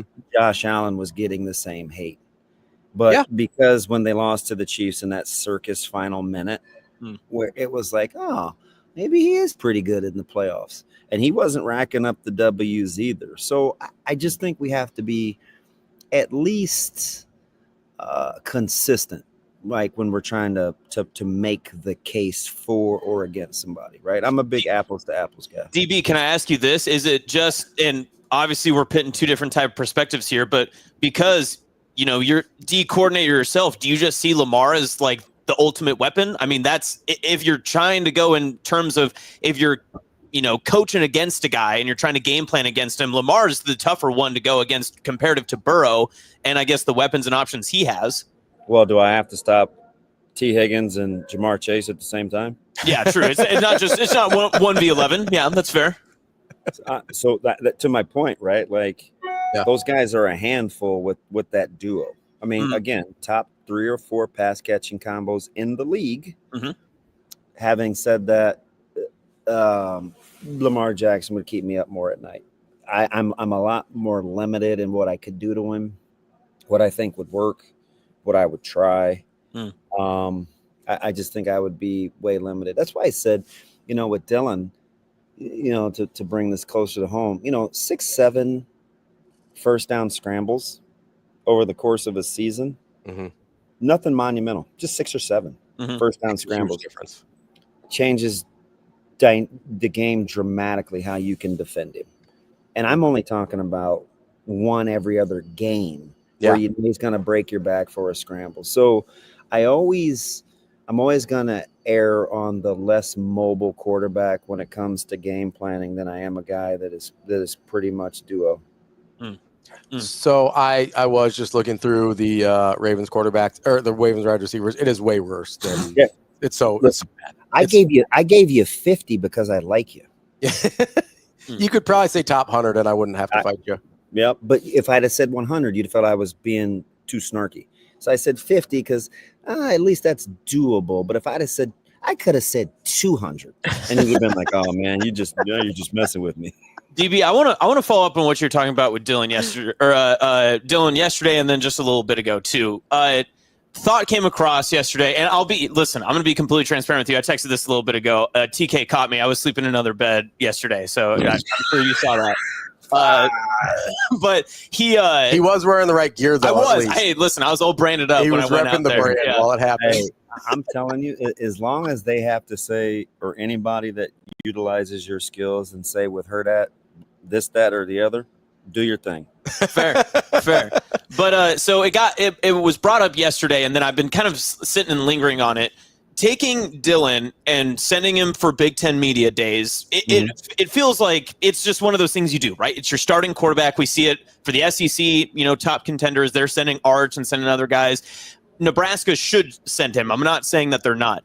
But in the chance that, and I think I might have asked you this a little bit about it yesterday, opening Dylan up to a different type of media group. It's not his hometown guys. They're going to be the more national guys. There's going to be the Ohio State people there. You might open up some old wounds. I don't want to say that there's like a level of concern with that, but is this a chance for Dylan to face maybe a different form of adversity and let him kind of face a different type of music than what he has to face when he's in front of the Mitch Shermans and the Sam McEwens every, week in and week out? Yeah, well, I think that's part of it, right? I remember last year he clearly wasn't feeling well. I can't remember what game it was. He was kind of hobbling around, and Coach Rule talked about letting him play through that and not take him out of the game. And the fan base a little bit was like, oh, he could get hurt or get him out of there. And I was sitting next to Ravi, and I said, some of that you got to go through. Some of that you have to feel it, so that you don't want to feel like that again. Much like with media days this year. So you take what he's already good at. He's a very good natural leader. He's got a lot of charisma. He's very well spoken, and he's comfortable in front of crowds. Now you pit that against 520 snaps, the highs and lows of a freshman campaign, the level of excitement people have with him getting a full year under his belt with Coach Holgerson. Now that you've given him some body, you added some substance to the meal with what he's gone through, you get more of the goodness of what he brings to the table, right? Because he's got some of that gunk that he went through, you get to see more of the goodness in Vegas. And I think he now gets to add, he's not just the freshman phenom and the poster boy. He's the guy that's gone through the grinder, that got him over the hump in the bowl game, that played better the last third than he did in the middle third last year after the early success, the managing of the injuries, the off-season scrutiny. He's just like, I love a good cut of meat. I love a good ribeye, right? You give me an aged ribeye, it's just a little bit better. I'll take the other ribeye. That's pretty legit. Give me the aged ribeye, a little seasoned, a little savvy to him. It's going to be that much better. He's the guy that I think is built to be in Vegas, especially after what he went through last year and the tremendous offseason he's had this year. So let me ask you this, DB. You're talking about adversity and kind of Dylan Raiola and him figuring that out. Which do you think is more important when people are going through things? Because I think there's two different ways to look at it, and maybe they kind of go hand in hand. Is it more important for guys to say, I never want to feel this way again, or for guys to realize, oh, this didn't kill me? I'm definitely going to take the first. Okay. Right? Just even on a personal level, what would motivate me after making a mistake? I would say, you know what? I don't like the way this feels. I don't like the way it made me feel. I don't like the way it made other people feel around me. I'm not making this mistake again. More than I would say, well, it didn't kill me. Because in that position, if I was in an individual sport or doing something where I didn't affect other people, I don't have any problems with thinking, well, it didn't kill me. Because while it didn't kill you, it may have laid collateral waste to a lot around you. So just to play it safe, I'm always going to probably pick, I don't ever want to feel like this again versus at least it didn't kill me. Now, the at least it didn't kill me part is part of it, right? That's when you hear coaches say, well, you got to coach past the suck, or, you know, and embrace the dog days, or then you can look back and say, oh, you know, it didn't kill me. Because that doesn't necessarily mean that you were good during that time. It just means that you managed it. So you got to give me you got to give me some achievements that come with it just didn't kill me. Because there's this tendency sometimes to be like, I just got by, right? Didn't kill me. There's not necessarily the motivation to not go there again. So I think part of it for me is I think sometimes, especially what we've seen, some of the things that ail Nebraska, and it kind of snowballs on them, is like there seems to be almost people sometimes feel a little fragile, right? Where it's like, if this gets me, then this is going to happen, and this, and this. But I'm glad you brought up the individual sport thing, because I did want to kind of talk about the things that Scotty Scheffler said, because I do think like individual versus team sport is really interesting. Because I think if you're playing golf or you're playing tennis or you're boxing or something like that, like the first time a boxer gets knocked down and then he gets up and is able to win the fight still, like that's an important it didn't kill me moment, I think, right? But it can also be I never want to feel like that again, right? Like, I don't want to get that feeling of being knocked down again. But I do think there's sometimes, like when Roy Jones lost his like air of invincibility, it was over. And it's not just because he's all over my algorithm, you know, with his discussions on Floyd Mayweather, but he's a perfect example. Like it did kill him. It absolutely did, because it didn't matter enough to him to say, I don't want to feel like that again. Yeah. I mean, Tarver in the very next fight said, what's your excuse tonight, Roy? I mean, and he slept him again. So, you know, he is kind of the poster child. But I think the thing to distinguish that's important with Scheffler is he's clearly a super bright guy, right? Yeah. So when you get these higher level thinkers, and it could be an individual sport or a team sport, the natural tendency for smart people is to already figure out the why, right? Or not the why, the how. Because the what's not enough. It's just not. It never is. For smart people, the next question to ask is why, because they already assume they know the other two. Yeah. I know the how and I know the what. It's why. You saw this with Coach Frost as an offensive coordinator going to a head coach. It worked doing this. Now, how is it not working now? It's always work. You just sequentially you do that, and then people do it, right? It's like, because we forget that people are the biggest variables, and those things are ever changing. So as a coach or being in a position of leadership, you can have your core strengths, but when you can't cross over into the what could I do differently, or why am I not getting the results that I've always gotten, man, that's when self-awareness starts to creep in. So you have to have the hows, the whats, and the whys kind of separated, but constantly be taking inventory. You can't take any of them for granted. Good stuff as always, DB. How's team camp wraps up tomorrow? Yeah, well, listen, they're in there lifting now. I'm quietly, between me, you, and our 4 listeners, I'm hoping it gives us the day off tomorrow. I'm just saying. Just give you a little break. Well, we got a senior retreat. We're camping tomorrow night, man. It's going to be a long day. We got an event that we're doing for a triathlon for a community event on Sunday. Nice. Your boy could use a Friday morning off. And then you're heading. If I get it off, will you guys let me come like co-host or DB, it's your show. You just kick me off. What are you talking about? Man, you guys keep saying that. I feel like Dallas Winston, man. I'm an outsider. I feel like a greaser on the show graphics before, like in the morning at 6:30 when they post it, your face is still on there. What are we talking about? Yeah. I don't know, man. We got people fooled thinking that works for marketing. That ain't it. Well, listen, you can join us anytime, anywhere, and to keep your outsiders reference, stay golden, Pony Boy.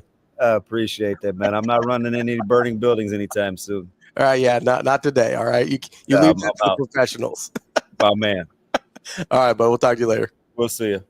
That is Hurrdat Sports Live for the day. That's Austin. I'm Ravi. That was DB. Sasha, thanks for hanging out with us again.